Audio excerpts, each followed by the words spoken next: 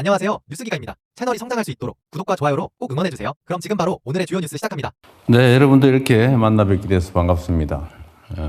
정부가 어떤 정책을 만들 때는 현장 감각이 많이 부족해서 탁상 행정이다 이런 비난을 받기도 하고, 어떤 정책에 구멍이 생겨가지고 이제 그 때문에 정책의 실효성이 떨어지는 경우도 많이 있습니다.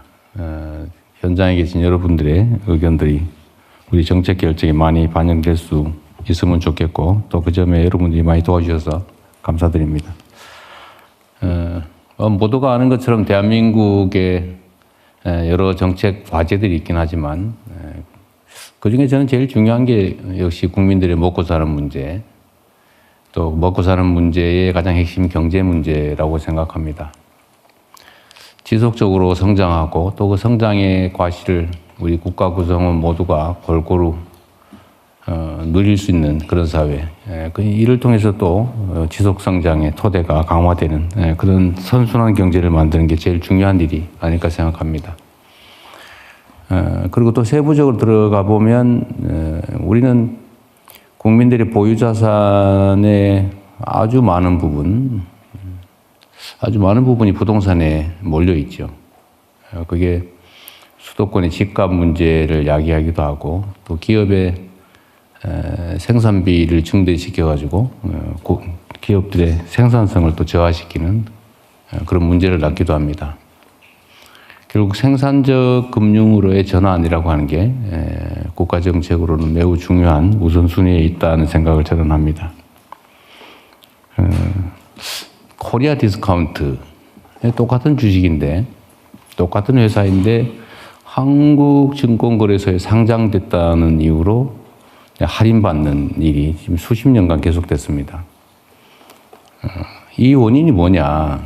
원인은 대개 제가 후보 때도 얘기를 했지만 크게 보면 한 4가지 정도라고 할 수 있는데, 하나는 소위 대한민국의 특이한 재벌 구조에서 계속 파생된 문제이기도 한데, 기업의 지배구조 문제죠. 지배 경영권의 남용. 분명히 알토라는 주식을 샀는데 어느 날 보니까 알맹이는 쏙 빠지고 껍데기만 남더라. 내가 가진 주식 또는 내가 관심 있는 주식이 언제 그런 일을 겪을지 모른다. 이러니까 당연히 투자를 망설이게 되죠. 지배권의 남용, 경영권 남용이 첫 번째 문제였던 것 같습니다. 두 번째는 이제 시장의 불투명성, 불공정성이죠. 아주 대놓고 주가 조작을 해도 흐지부지 돼버리거나, 또 원상복구도 어렵게 주가 조작으로 회사들이 망가지기도 하고, 불안해서 투자하기가 망설여지죠. 세 번째 문제는 뭐 약간의 국가의 정책적 문제인데, 도대체 이게 대한민국의 경제 산업 정책의 방향이 뭐냐, 어디로 가려고 하느냐, 어디에 중점이 있냐, 이게 뚜렷하지 않아서 판단하기 어려운 거죠. 산업 경제 정책의 문제 또는 예측 가능성의 문제 아닐까 싶고요. 또 하나 중요한 게 이제 한반도의 분단 상황 때문에 생겨나는, 그리고 그게 정치적으로 악용되면서 지정학적 리스크가 또 문제였죠. 좀 잘 될라 그러면 뭐 휴전선에서 말폭탄이 오가다가 심지어 총격이 발생해서 저 나라 또 전쟁 나는 거 아닐까? 그런 의심을 또 걱정을 하게 하는 그런 지정학적 리스크가 또 문제였던 것 같아요. 저는 우리가 하기에 따라서 이 코리아 디스카운트가 아니고 얼마든지 정상평가를 넘어서서 코리아 프리미엄도 가능하다. 모든 제도, 모든 국가 상황이 언제나 완벽하지 않기 때문에 누가 더 안정적이고 투명하고 공정하고 또 성장 발전이 담보되는 산업 경제 시스템을 갖고 있냐, 거기에 따라서 사람들의 판단은 얼마든지 달라질 수 있다고 생각합니다. 지정학적 리스크 문제는 사실 생각보다 많이 과장되어 있죠. 또 그걸 정치권이 부당하게 악용하면서 불필요하게 그 긴장감이나 불안함을 증폭시킨 측면이 있습니다. 이 문제는 조금만 노력해도 충분히 해결할 수 있죠. 뭐 예를 들면 극단적인 상태의 전쟁이라고 하는 게 결국은 이긴다고 한들 엄청난 파괴 살상을 겪을 수밖에 없는데 결국은 쌍방이 모두 피해를 입죠. 근데 웬만한 경우는 그런 걸 특별히 원치 않습니다. 어떤 경우에도 다만 과장될 뿐이죠.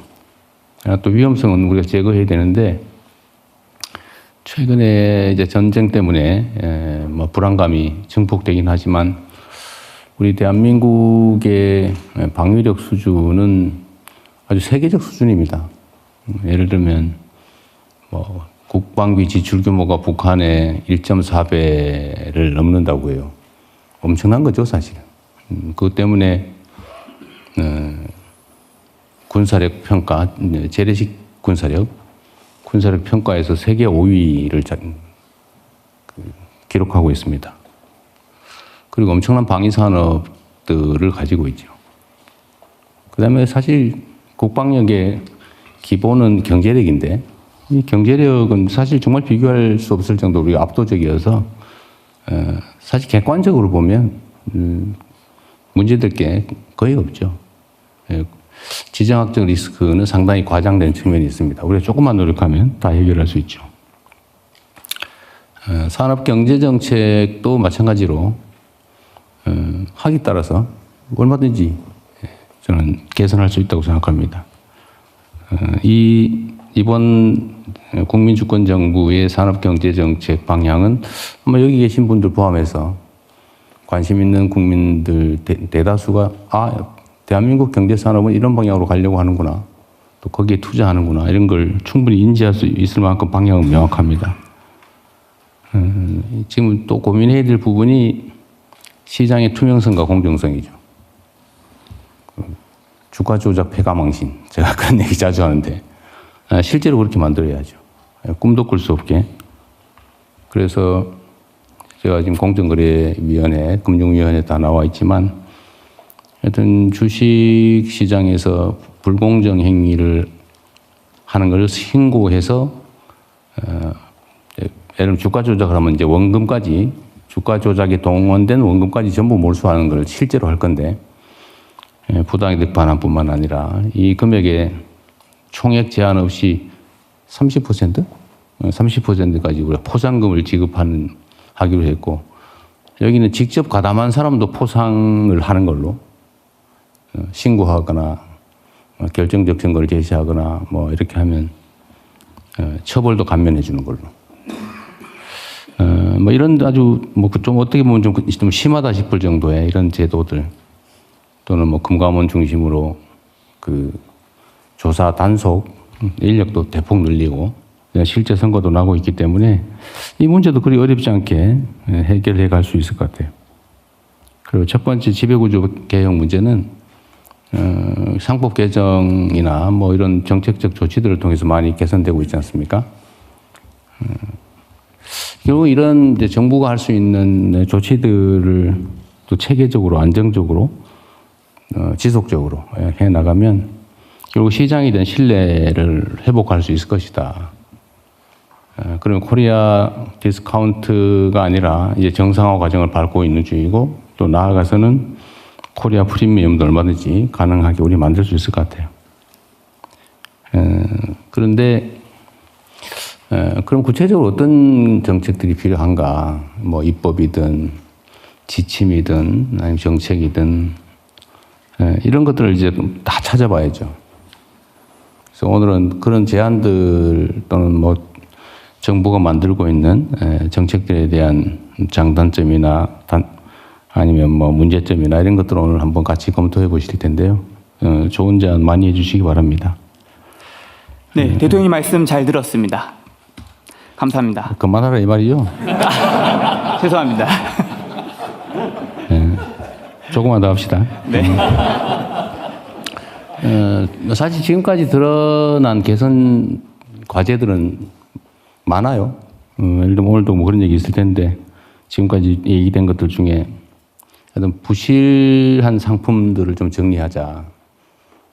가게에 가면 저게 썩은 물건인지 아니면 제대로 된 물건인지 알 수가 없는 것들이 막 섞여 있으면 그 가게 가기 싫죠. 어쨌든 그런 문제.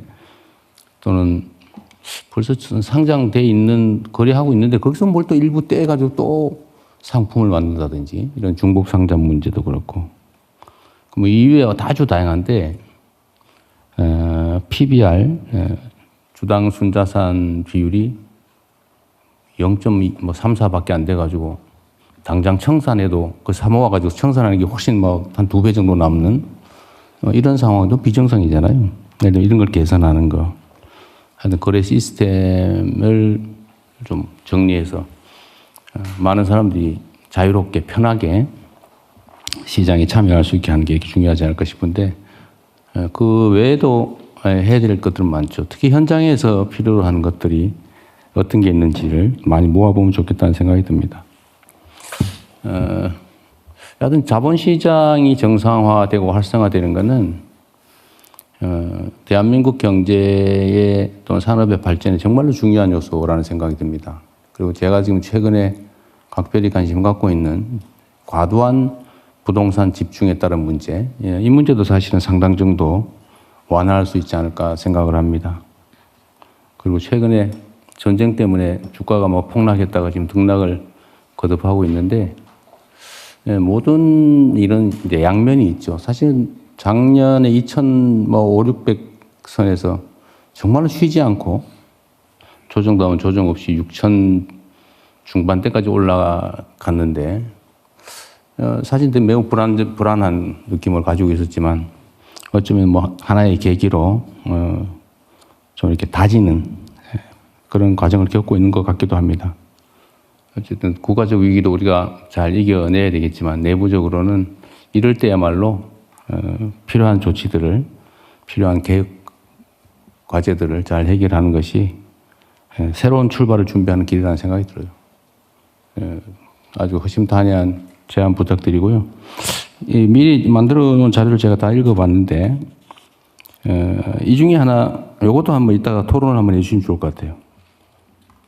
박용진 규제개혁위 부위원장이 저한테 메시지를 보냈던데 왜 주식을 오늘 팔았는데 돈은 모레 주냐, 그런 얘기 있잖아요. 저도 옛날에 보니까 왜 그래야 되지?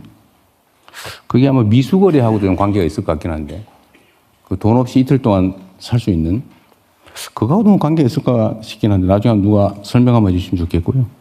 그래서 이것도 뭔가 필요하면 조정을 좀 하는 의제 중에 하나로 만들면 좀 검토해 보면 어떨까 싶습니다. 우리 사회자 미안합니다. 너무 말이 길어서. 아닙니다. 괜찮습니다. 네, 고맙습니다. 네, 대통령님 말씀 잘 들었습니다. 감사합니다. 자, 다음은 담당 부처인 금융위원회로부터 자본시장의 안정을 위한 체질 개선 방안을 들어보겠습니다. 발표는 금융위원회 이혁원 위원장님께서 진행하여 주시겠습니다. 네, 안녕하십니까. 금융위원회 위원장 이혁원입니다. 지금 우리 자본시장은 중요한 전환점에 서 있습니다. 위기 속에서도 흔들리지 않는 시장, 국민이 믿고 투자할 수 있는 시장, 그 방향과 실천 방안을 오늘 여러분께 말씀드리고자 합니다.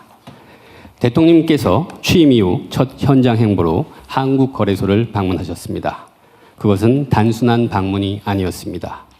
대한민국 자본시장을 반드시 바꾸겠다. 그 강력한 의지의 선언이었습니다.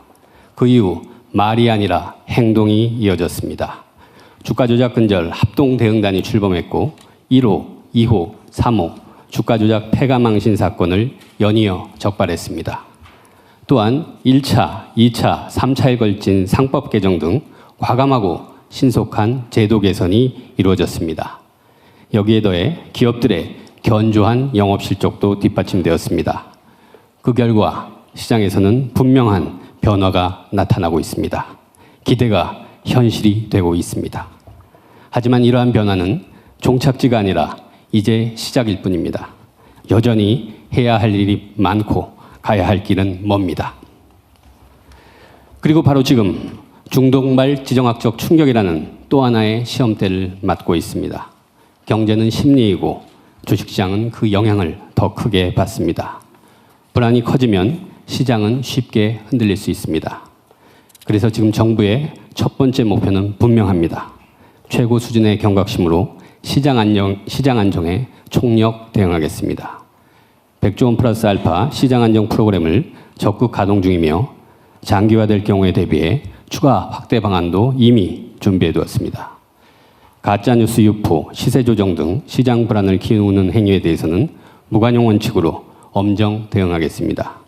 레버리지 투자 등 잠재적 리스크 요인을 철저히 관리하고 시나리오별 스트레스 테스트를 실시하는 등 선제 대응 체계에도 빈틈이 없도록 하겠습니다.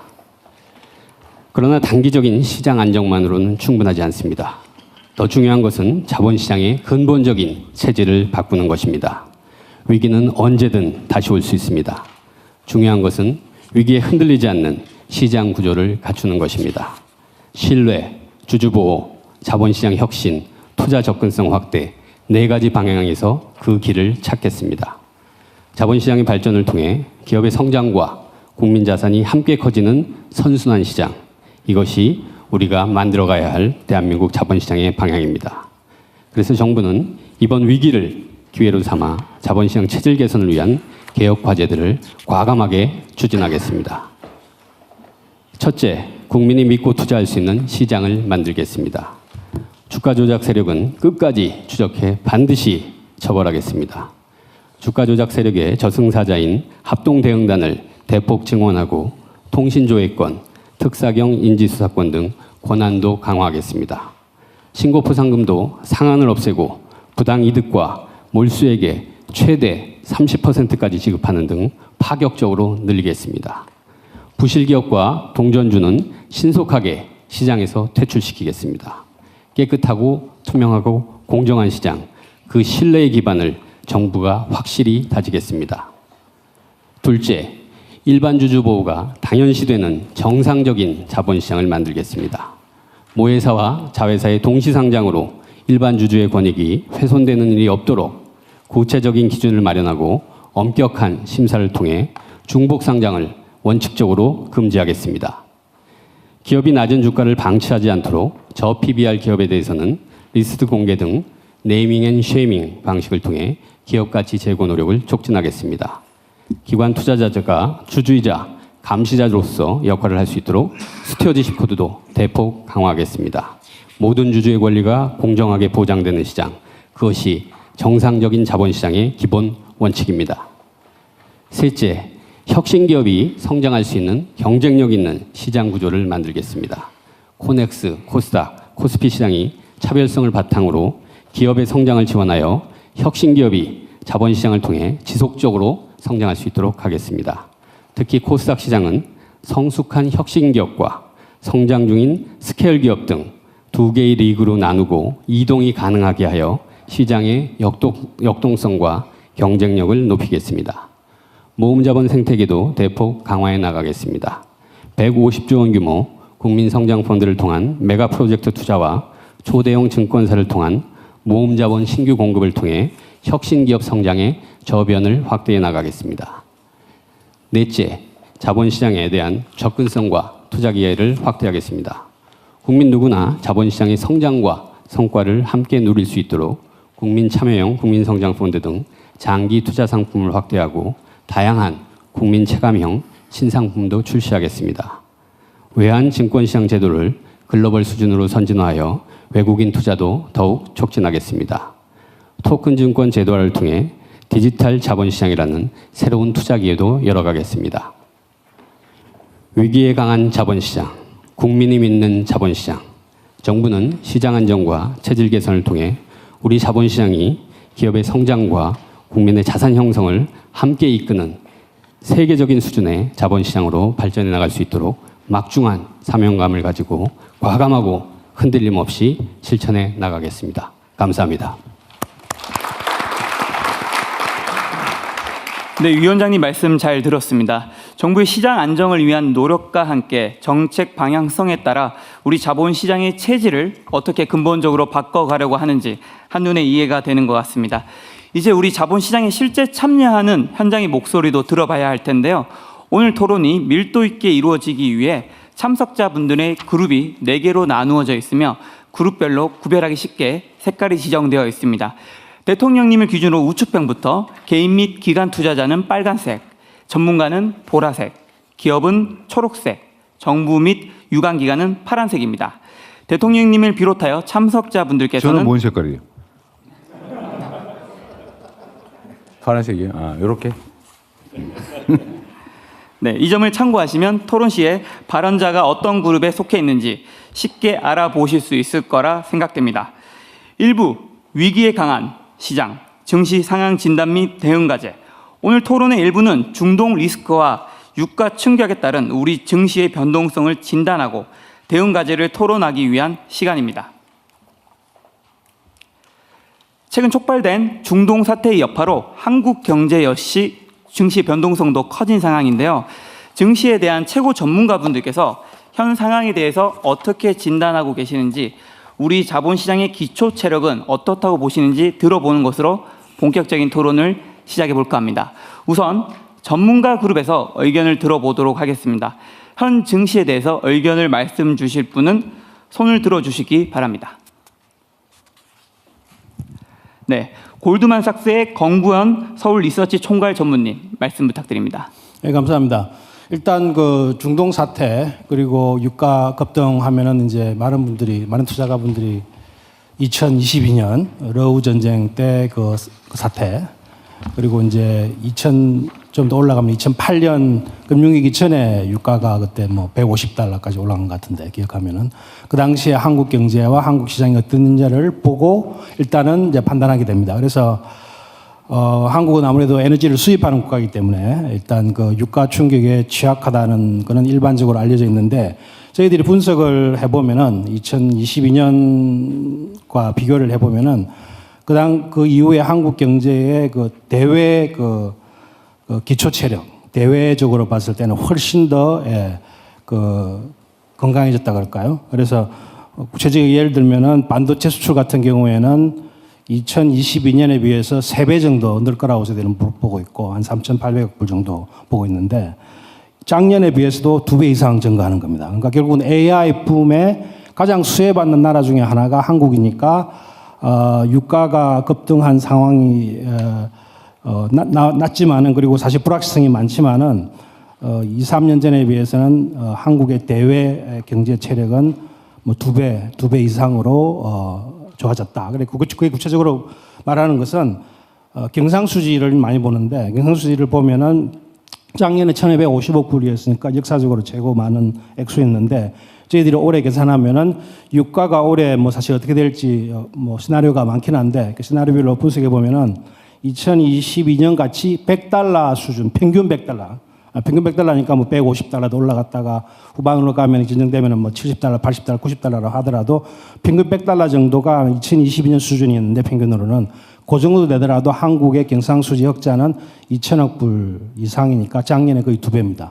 그리고 GDP 대비로는 10% 이상이니까, 뭐 아마 글로벌리 넘버1, 넘버2, 아마 대만이 아마 넘버1이 될 것 같고 한국이 넘버2가 될 것 같으니까, 일단 그 예전하고는 굉장히 한국 경제가 달라졌다라고 말씀을 드릴 수 있을 것 같고, 그리고 외환시장을 이제 조금 염려를 하는데, 외환시장 수급도 작년 말에 정부에서 한 정부 조치, 그리고 또 최근에 후속 조치 같은 것 등으로 저희들은 수급도 유가가 진정되고 불확실성이 없어진다고 하면은 빠르게 개선될 것으로 보고 있습니다. 그래서 저희들이 이제 이제 대응 방안으로서는 그 시적인 측면에서는 중동전이 저희들은 장기화가 되지 않을 가능성이 더 많다고 보지만, 혹시라도 장기화되는 경우에는 또한 세계 경제가 아직까지는 첨단 IT 중심으로 성장하는 소위 말하는 K-shape, K형 지금 성장을 하고 있기 때문에 그러니까 여타 제조업, 그러니까 BIT 제조업은 상당히 여러 가지 이제 유가 충격이라든지 또는 이 지역에 사실 과잉 생산 이슈가 있기 때문에 상당히 역풍에 노출되어 있습니다. 그래서 잉여 세수를 바탕으로 추경을 준비하시는 걸 알고 있는데, 그것을 기본적으로 지역계층과 전략산업에 대해서 충분히 지원을 빠르게 하시는 게 좋을 것 같다고 생각합니다. 이상입니다. 네, 전문가 그룹에서 한 분 더 손을 들어주신 동국대학교의 박선영 경제학과 교수님이십니다. 네, 저는 현재 우리 한국 증시의 변동성을 이제 세 가지 층위로 살펴볼 수 있다는 점 말씀드리고 싶은데요. 첫 번째로 이 중동 리스크로 인해서 이 글로벌 금융시장 전체의 변동성이 확대된 것이 우리 증시에 미치는 영향입니다. 이를 경제학적으로는 글로벌 금융시장의 체계적 위험이 증가했다고 표현을 하는데요. 이제 두 번째로는 우리나라가 에너지 수입국이기 때문에 미치는 변동성입니다. 비단 한국뿐만 아니라 일본, 대만도 이 유가에 취약한 거시경제 구조를 갖고 있기 때문에 이것이 지금 현재 변동성으로 나타나는 부분이 두 번째이고요. 이제 마지막이 이제 우리 증시 고유의 변동성 부분입니다. 최근 1년의 자본시장 정책과 우리 기업의 실적 개선 기대감으로 인해서 우리 지수가 빠르게 성장해온 부분이 있고 이것이 자연스럽게 조정 국면에 접어들면서 나타나는 변동성입니다. 주목할 점은 고점 대비 낙폭이 과거 위기시 대비 제한적이고 이 견조한 반등세를 보이고 있기 때문에 우리 자본시장이 굉장히 위기에 강한 모습을 보이고 있다고 평가할 수 있을 것 같습니다. 결론적으로 지금 과도해 보이는 우리는 증시의 변동성이 이 세 가지가 모두 결합되어 나타난 모습이기 때문에 사실 과도하게 우려할 필요는 없다는 판단이고요. 특히나 앞으로 기대되는 자본시장 정책과 우리 기업의 실적 개선이라는 두 가지 펀더멘탈이 모두 작용하는 선순환이 나타나고 있기 때문에 앞으로 우리 자본시장의 기초 체력은 과거보다 분명히 견조해졌다는 점 말씀드리면서 제 발언 마무리하도록 하겠습니다. 네, 말씀 감사합니다. 지표나 통계상의 수치로 상황을 점검하는 것도 중요하지만 또 1,400만 개인 투자자분들이 느끼는 실질적인 체감을 알아보는 것 또한 중요할 것 같은데요. 투자자 그룹에서 의견 말씀해 주실 분 있으면 손을 들어주시기 바랍니다. 네, 투자자 그룹에서 아무도 안 계실까요? 말할 사람이 없나 보네. 아, 네, 바로 옆에 이제 개인 투자자 네. 장동민님, 감사합니다. 네, 아마 뭐 지금 전 국민을 대표해서 제가 있지 않나라고 생각이 듭니다. 왜냐하면 여기 너무나도 다들 저 전문가 분들이시고 뭐 고견을 갖고 계신데 저는 이제 뭐 국민의 한 사람으로서 또 개인 투자자의 한 사람으로서 이 전문가분들 혹은 또 정부가 이야기하는 것들에 대한 믿음의 영역이 중요하지 않나라고 생각이 듭니다. 물론 이제 이재명 정부 처음에 코스피 5천 시대를 열겠다라고 했을 때 반신반의하는 사람들이 굉장히 많았죠. 물론 이제 저 역시도 너무나도 땅을 치고 후회하는 게 저희 아내한테도 요거 한번 지켜봐야 될 것 같아라고 해서 원망을 많이 사고 있는데 지금 현재로 보면은 사실 그렇습니다. 많은 이제 소위 말하는 개미 투자자들, 개인 투자자들이 내가 사면 떨어지는 것 같고 내가 팔면 오르는 것 같고라는 생각들을 많이 하고 있거든요. 근데 방금 전문가분들도 말씀을 하셨지만 뭐 우리나라 이제 자본시장이 견고하다, 불안해하지 않아도 된다라는 말씀을 많이 하셨는데 사실 저희 같은 사람들은 가짜 뉴스에 굉장히 휘둘리는 경향들이 많습니다. 그래서 이 뉴스들, 가짜 뉴스 혹은 진짜 뉴스들에 대한 믿음의 영역이 어디까지 우리가 믿어야 되는지, 그리고 그 안전책들은 어떤 것들이 있는지에 대한 게 굉장히 이제 개인 투자자들은 알 수 있는 길들이 그냥 집에서 혼자 휴대폰으로 뭐 채널 보다가 유튜브 보다가 이렇게 이렇대라고 하는 경우들이 굉장히 많거든요. 그래서 정부 차원에서도 그래서 전문가 차원에서도 그 믿음의 영역을 줄 수 있고 앞으로의 우리 자본시장은 이렇게 나아갈 거다라는 것들이 조금 더 믿음의 영역이 좀 강해졌으면 하는 바람입니다. 네, 말씀 잘 들었습니다. 대외적인 위기 상황도 그렇지만 또 우리 투자자들을 더 힘들게 하는 건 누군가 이 혼란을 틈타 부당한 이득을 챙기고 있다는 의구심이 아닐까 싶습니다. 시장이 흔들릴 때마다 근거 없는 가짜 뉴스가 퍼지고 보이지 않는 손이 시세를 조종하며 개미 투자자들을 벼랑 끝으로 내몬다는 우려가 있습니다. 그래서 대통령님께서는 취임 직후부터 이 문제를 뿌리 뽑기 위해서 주가 조작, 패가 망신한 강력한 의지를 밝혀오셨고 그 결과 탄생한 것이 바로 오늘 이 자리에 계신 주가 조작 근절 합동 대응단입니다. 지금처럼 불확실성이 큰 시기에 투자자들을 기만하려는 세력을 어떻게 감시하고 계시는지, 주가 조작에 어떻게 대응해 나갈 것인지 합동 대응단에서 두 분이 나오셨는데요. 그 단호한 실행 계획을 말씀 부탁드립니다. 두 분 중 어느 분이 발언하실 건가요? 네. 주가 조작 합동 대응 단장의 황선호 단장님이십니다. 네, 안녕하십니까. 주가 조작 근절 합동 대응단 단장 황선호입니다. 아까 대통령님께서 모든 말씀에서도 대한민국 디스카운트 4대 요인 중에 하나로 주가 조작을 지목하기도 하셨는데요. 저희 합동 대응단은 이러한 주가 조작을 확실하게 근절하기 위해서 작년 7월 30일에 금융위 금감원 거래소의 조사 기능을 결합해서 출범하게 되었습니다. 그간 저희 합동 대응단은 다양한 사건들을 신속하게 조사해 오고 있습니다. 그중에서 첫 번째 사건으로 학원장, 병원장 등 슈퍼리치들이 장기간 공모한 대형 시세 조종 사건이었는데요. 지난 3월 11일 사건을 마무리하고 검찰에 고발 조치한 바 있으며, 두 번째 사건은 증권사 임직원들이 업무 수행 과정에서 취득한 M&A 등 중요 미공개 정보를 이용한 건으로서 이것도 역시 조사를 거의 다 마무리하고 조만간 제재 절차를 진행하고자 합니다. 그리고 아울러 이러한 과정에서 주요 혐의 계좌에 대해서는 저희들이 신속하게 지급 정지 조치를 취해서 범죄 수익을 은닉할 가능성을 사전에 원천 차단하기도 하였습니다. 앞으로도 저희 합동 대응단은 대통령님의 말씀에 따라서 조사 인력을 대폭 확충하고 금융위원회, 거래소, 금감원의 조사 영역을 유기적으로 활용해서 중대 증권범죄 사건에 대해서 신속하고 엄정하게 조사하고 제재해서 대한민국에서 주가 조작을 하면 폐해가 망신한다는 인식을 확고하게 정립시키도록 하겠습니다. 이상입니다. 네, 말씀 감사합니다. 자, 다음에 이제 기간으로 넘어가기 전에 개인 투자자 그룹에서 서울대 투자동아리 원대한 회장님께서 꼭 하시고 싶은 말씀이 있다고 해서 한번 발언권을 드려볼까 합니다. 제가 그렇게 말한 기억이 없긴 합니다. 사회자가 좀 네, 저희가 같아요. 장난이 잘 안 맞았습니다. 죄송합니다. 저를 이렇게 죽이시네요.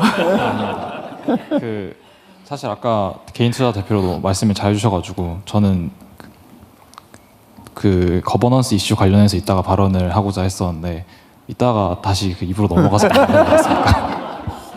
알겠습니다. 거버넌스 타임에 꼭 회장님을 찾도록 하겠습니다. 그때 어디 가시면 안 됩니다. 자, 이제는 이 흔들리는 시장에 중심을 잡아주실 분들에게 마이크를 넘겨볼까 합니다.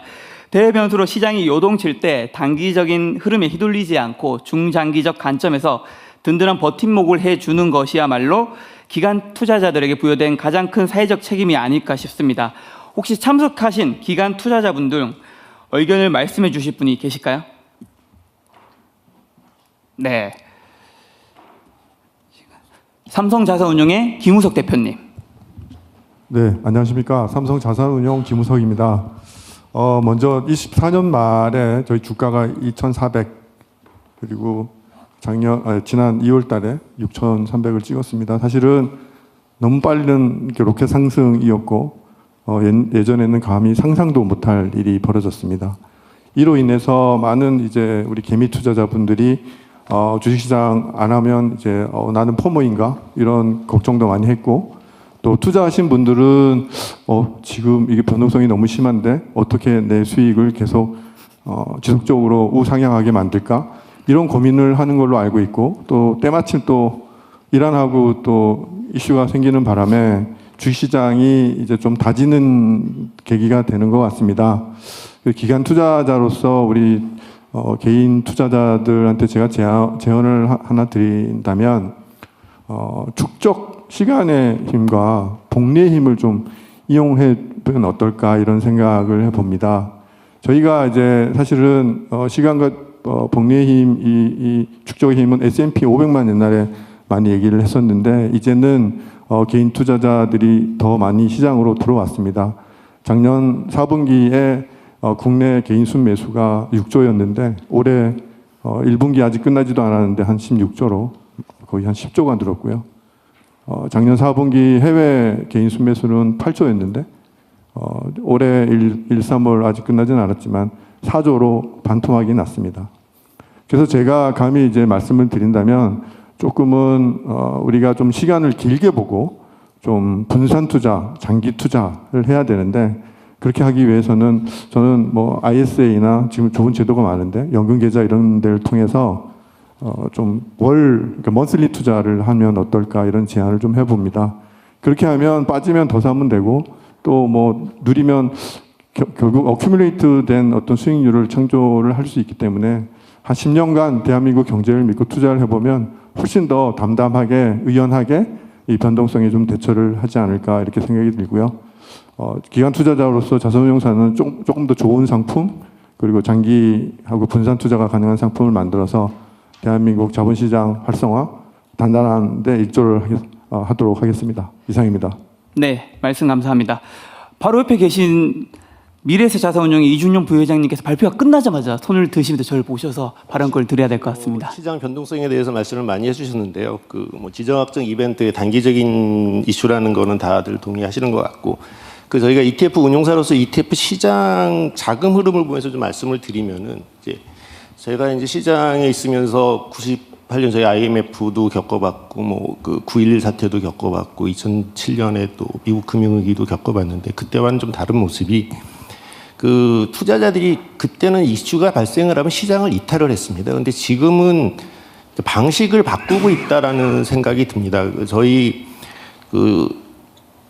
주식 시총이 지금 5,100조 정도 되는데 그 중에 지금 ETF가 한 400조 정도 된다는 얘기는 시장의 개인 참여자들이 굉장히 많이 늘었다라는 걸 반증하는 자료고요.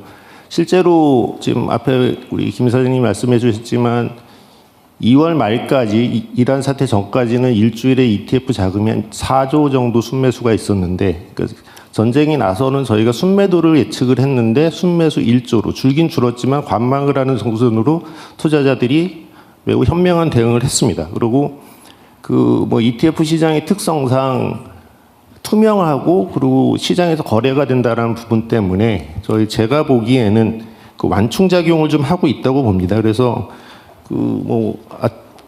권구은 박사님이 말씀해 주셨지만 지금 저희가 시장 PER이 예상 포워드로 하면 8 정도 됩니다. 지금 그래서 굉장히 한국 기업들의 실정과 경제 체력에 비해서 굉장히 싼 수준이라 지금의 이런 변동성이 매수의 기회로 삼을 수 있는 또 기회가 되고도 있다고 보고 있습니다. 그래서 ETF의 시장이 지금 확대되고 개인 투자자들이 많이 진입하고 투명한 구조가 투자자 저변을 넓히고 시장에서 극단적인 쏠림을 완화하는 데 큰 도움이 되고 있다고 생각을 하고 있습니다. 과거에는 시장 참여자가 한정돼 있었거든요. 그래서 개인 참여하는 게 펀드라는 단순 간접 투자 자산이거나 외국인들이었기 때문에 위기가 발생을 하면은 그냥 한쪽으로 쏠림이 있었는데 요즘 그런 쏠림이 좀 완화됐다라는 걸 믿고 개인 투자자들도 시장에 대한 좀 확신을 좀 가져도 된다고 생각을 합니다. 네.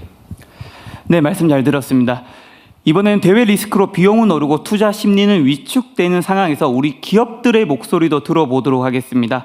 혹시 기업 그룹에서 의견을 말씀해 주실 분이 계실까요? 네, 이니지의 최재식 대표님 말씀 부탁드립니다. 마이크를 전달 부탁드립니다. 네, 저는 제조 피지컬 AI 스타트업 이니지 대표 최재식입니다. 저희는 지금 코스닥 상장에 도전하고 있는데요. 코스닥 시장의 오버행, 그러니까 상장하고 나서 많이 오르고 그 다음에 떨어지는 게 지속되는 현상이 종종 있었던 걸 완화하는 정책에 대해서 건의드리고 싶습니다. 사실은 이제 예를 들면 이런 투자자들이 이제 VC들이 이제 뭐 이런 이제 저희처럼 인공지능이라든가 바이오 같은 대형 모험 자본으로 인내 자본으로 장기적으로 투자해야 되는 경우에는 VC들이 오랫동안 인내했지만 그런 VC들의 펀드를 다시 인수해서 상장 전에 길게 가지고 있을 수 있는 그런 펀드를 마련해서 그런 펀드에 정부가 지원을 해준다든가 이런 것들이 좀 도움이 될 수도 있을 것 같고요. 또 하나는 VC의 지분 일부라도 이제 상장 시에 조금 더 락업, 이렇게 좀 보호하는 기간이 길어진다면 그거에 대해서 상장 시 가점을 주는 것도 사실 이런 이제 현상을 좀 막을 수도 있을 것 같긴 합니다. 또 스타트업에 투자하는 전략적 투자자들이 있는데요. 대기업도 있고 공공기관도 있습니다. 그런 전략적 투자자들은 사업을 함께하기 때문에 상장하더라도 길게 보호하고 같이 투자를 가는 경우가 있는데 이 경우에도 이제 세제 혜택을 대기업에 주거나 공공기관에는 기간 가점을 주거나 이런 정도는 이제 사실 장기적으로 주가를 안정하는 정책이 될 수 있지 않을까 생각합니다. 또 하나 굉장히 중요하게 오버행 이슈는 보호예수 기간이 긴 임직원에게 굉장히 되게 중요한 이제 또 효과를 납니다. 뭐 오보행이 지나서 다 이제 가격이 떨어지고 나서 임직원들이 그 주식을 이제 행사할 때 돼서는 이제 주가도 떨어졌는데 세금도 많이 되고 그러면 사실 이제 좀 뭐 얻는 게 별로 없어서 특히 임직원들 중에 소액주주들 같은 경우에는 지금 이제 스톡옵션에 대한 세제 혜택이 있는데 이걸 좀 늘려주시면 임직원들 사기 진작에도 큰 도움이 되지 않을까 건의드려 봅니다. 네, 최재식 대표님의 말씀에 혹시 답변을 해주실 정부나 국회 유관기관 아니면 다른 그룹에서 말씀해 주실 분 계실까요? 네. 네, 금융위원회 이혁원 위원장님입니다.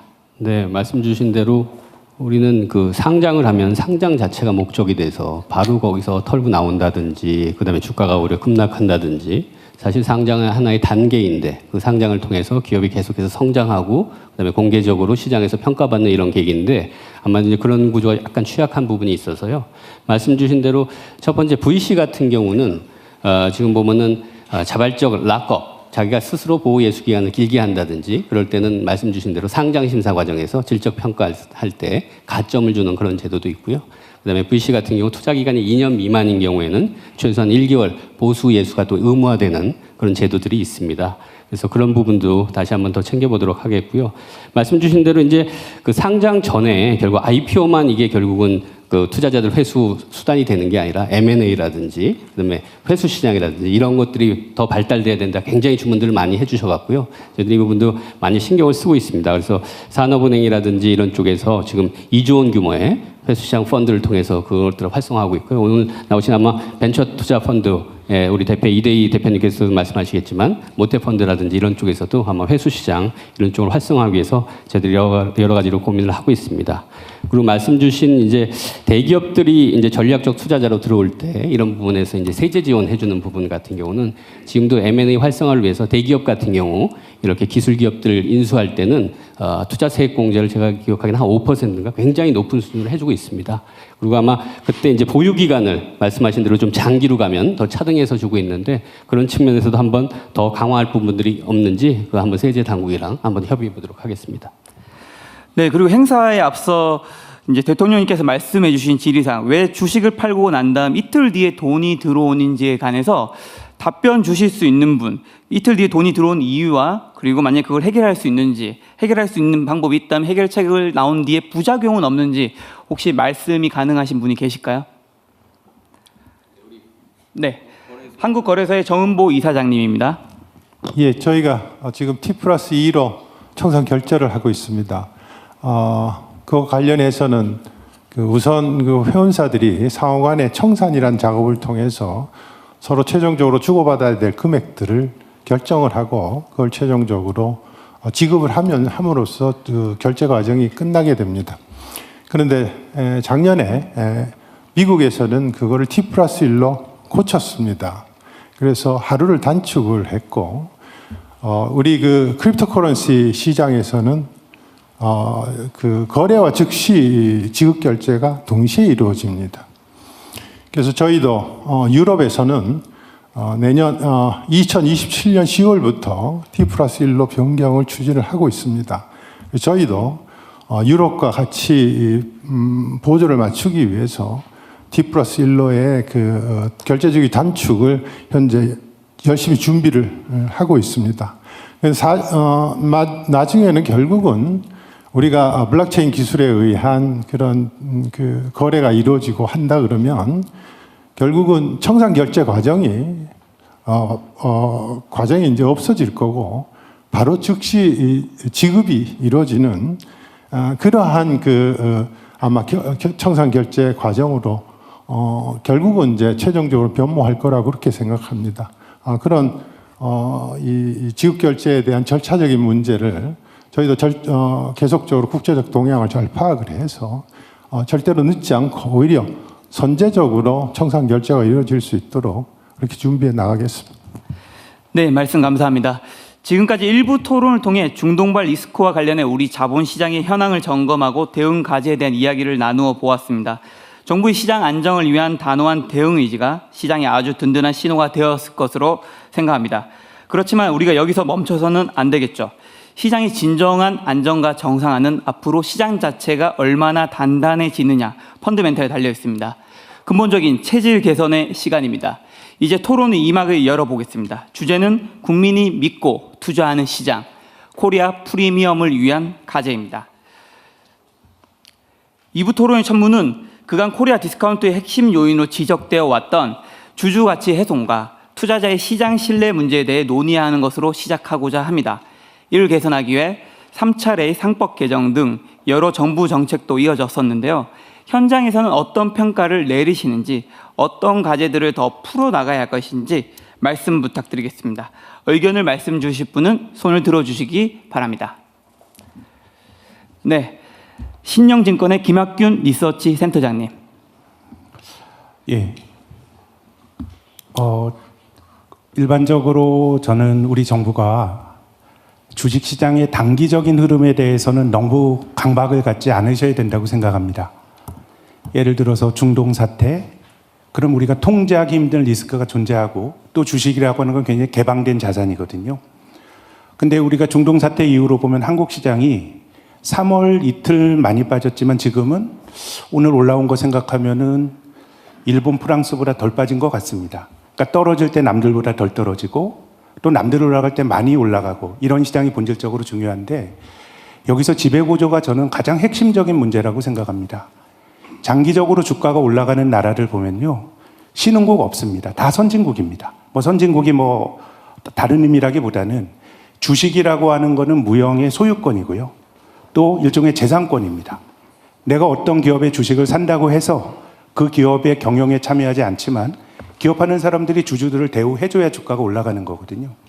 그렇게 본다 그러면 사실 세 차례 상법 개정을 통해서 여러 가지 아젠다를 던져주셨고 또 PBR이라든가 최근에 상속세라든가 이런 데 아젠다를 던지고 계셔서 딱히 시장에서 더 제안 드리고 싶은 말씀은 없는데 이제 이거는 시장에서 해야 됩니다.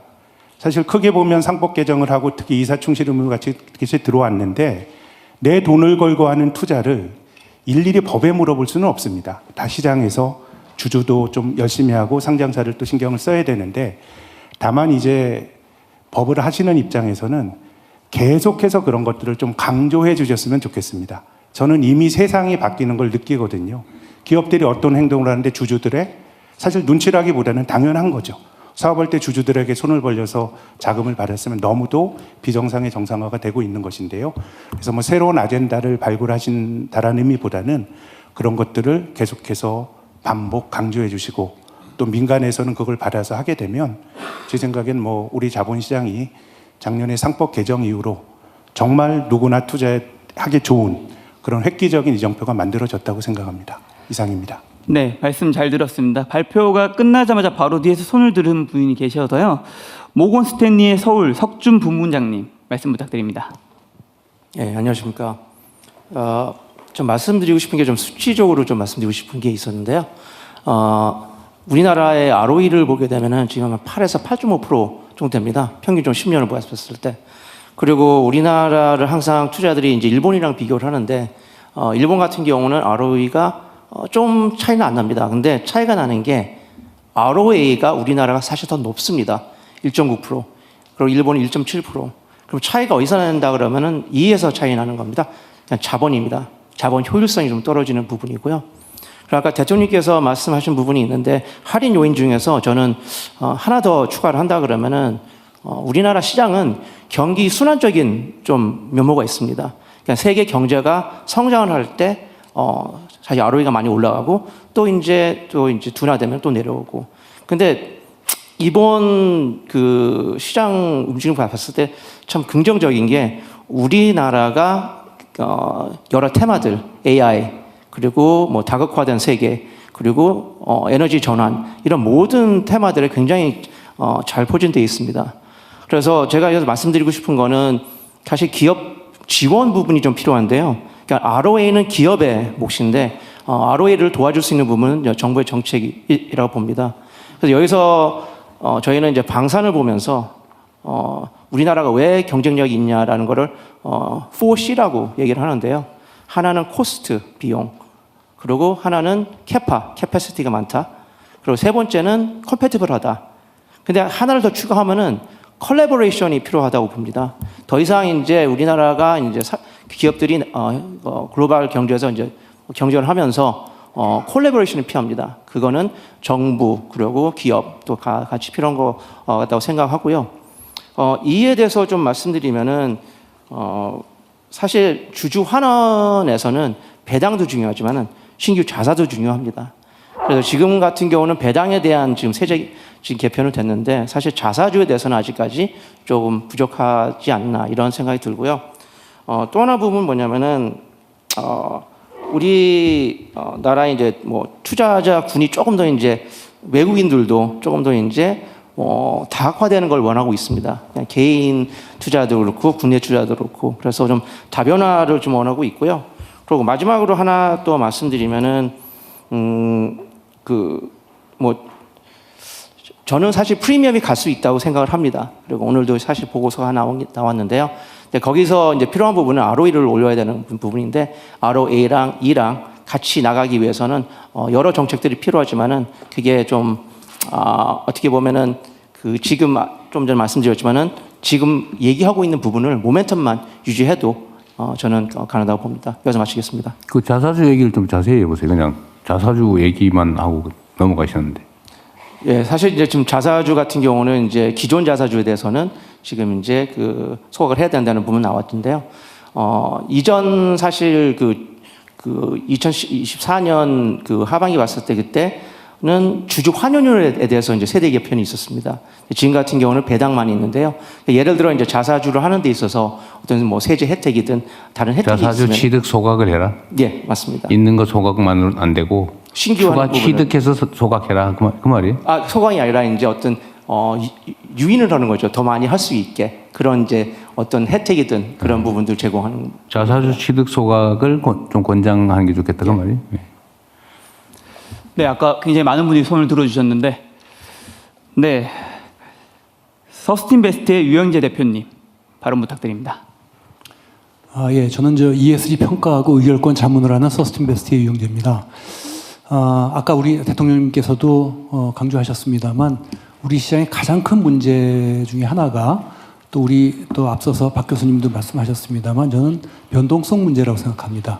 근데 변동성에서 외생적인 변수를 저희가 컨트롤할 수는 없지만 우리 내부적으로 정책적으로 동원할 수 있는 수단이 저는 있다고 생각합니다. 왜냐하면 이 변동성이 중요한 이유가 제가 최근에 개인 투자자들을 많이 만나보면 지수가 2,500에서 6,300이 올랐는데도 손해봤다는 사람들이 의외로 많습니다. 왜냐하면 인버스 ETF하고 신용 레버리지 매수해서 깡통 차고 이런 또 패닉 매도, 흥분 매수 해가지고 거꾸로 투자하고 이런 것들이 결국은 다 변동성의 문제인데 이런 거 변동성의 문제를 완화하기 위해서 그게 두 가지를 간단하게 말씀드리고 싶습니다. 첫 번째가 우리나라 기관 저변이 너무 얇습니다. 선진국의 선진 금융시장에 비해서. 그래서 우리나라의 기관 투자자의 저변을 저는 더 확장시켜야 된다고 생각합니다. 일본이 2014년 15년도에 아베노믹스 차원에서 자본시장 재응 정책을 펼쳤는데 그때 제일 먼저 한 게 뭐냐면 일본 중앙은행을 동원해서 주식을 샀어요. ETF를. 35조엔 정도를 샀습니다. 이거 지금도 보유하고 있어요. 평가액이 어마어마하게 낮죠.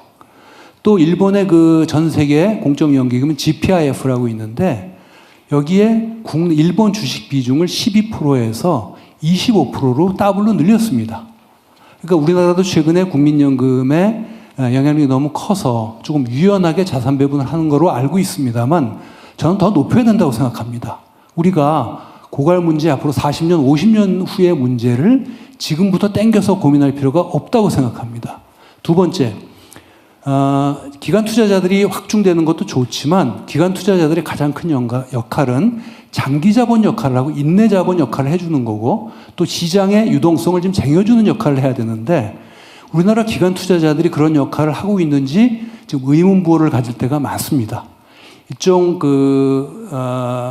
숏커트를 그러니까 일정 비율 떨어지게 되면 자동으로 매도를 해서 더 시장 변동성을 부추기는 경우도 많습니다. 그래서 기관 투자자들의 장기 투자를 위해서 저는 책임 투자라는 이미 국민연금도 2006년도부터 도입을 해서 20년 차가 됐어요. 그런데 외부에 발표하기로는 700조를 책임 투자를 한다고 하지만 이것이 진짜 찐 책임 투자를 하고 있는지 저는 잘 모르겠어요. 왜냐하면 책임 투자라는 거는 장기주의고 ESG 고려하는 거고 스튜어디십 코드를 제대로 하는 겁니다. 그리고 이번 정부에서도 스튜어디십 코드를 강조하십니다만 스튜어디십 코드의 전제는 장기 투자가 전제가 돼야 돼요. 달랑 1년 보유하는데 무슨 의결권에 관심이 있을 거며 무슨 주주 관여에 관심이 있겠습니까? 그러니까 책임 투자라는 이 3요소를 국민연금이 우리나라 기관 투자자의 맏형입니다. 저는 여러 기관 투자자를 만나보면 스튜어디십 왜 제대로 안 하냐. 맏형이 제대로 하면 따라가겠다는 거예요. 그러니까 저는 큰형님이 제대로 해야 된다.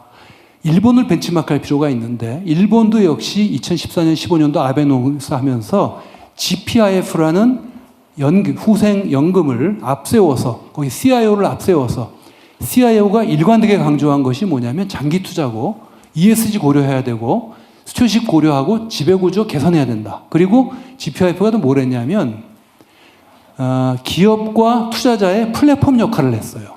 거버넌스라는 거는 우리나라는 투자자보호가 중요합니다만 협친 거거든요. 투자자와 기업이 맞댈 수 있는 우리나라는 지금 제각각 자기에게만 하고 있거든요. 이런 플랫폼 역할도 GPIF가 했습니다. 그래서 국민연금도 이런 부분들을 벤치마크할 필요가 있다고 생각합니다. 예, 이상입니다. 네, 마침 아주 가까이에 국민연금공단에서 오셨습니다. 손협운용전략실장님, 아주 지금 부담감이 느껴지실 텐데 여기에 답변 안 해주시면 곤란할 것 같은데요. 발언 부탁드립니다. 예, 말씀 잘 들었습니다. 저희 국민연금의 조금 다른 측면의 말씀을 좀 드리고 싶은데요.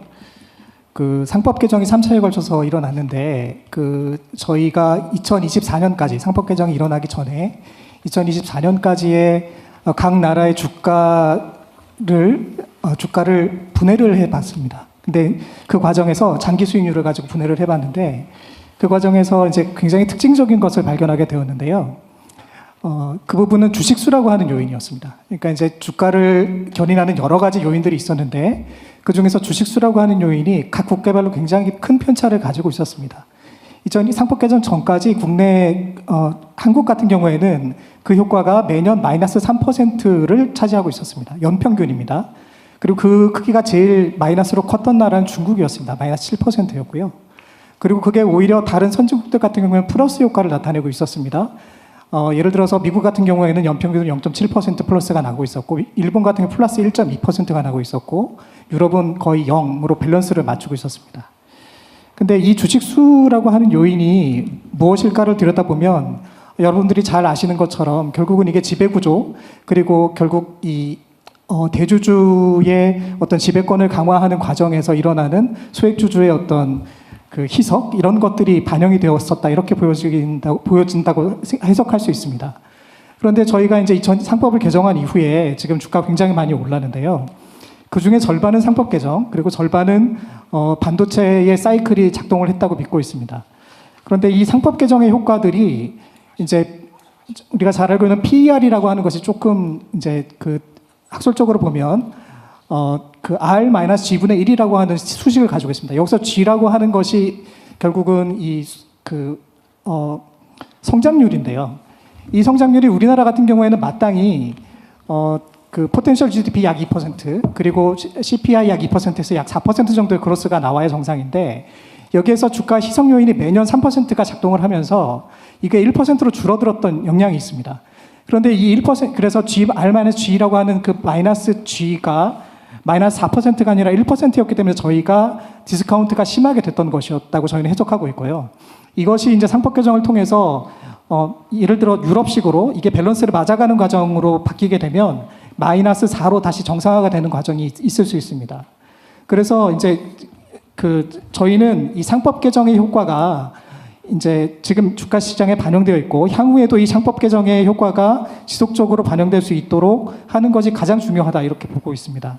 근데 최근에 좀 우려되는 부분들은 3월에 이제 주총 시즌이 이제 도래하고 있는데요. 주총 시즌에 각 기업에서 정관 개정안을 굉장히 많이 내고 있습니다. 올해는. 근데 이 정관 개정의 내용들을 자세히 들여다보면 상법 개정에서 말하고 있는 이사회의 독립성이나 혹은 이제 자사주의 소각이나라고 하는 것들을 몰각하는 그런 회피하고자 하는 그런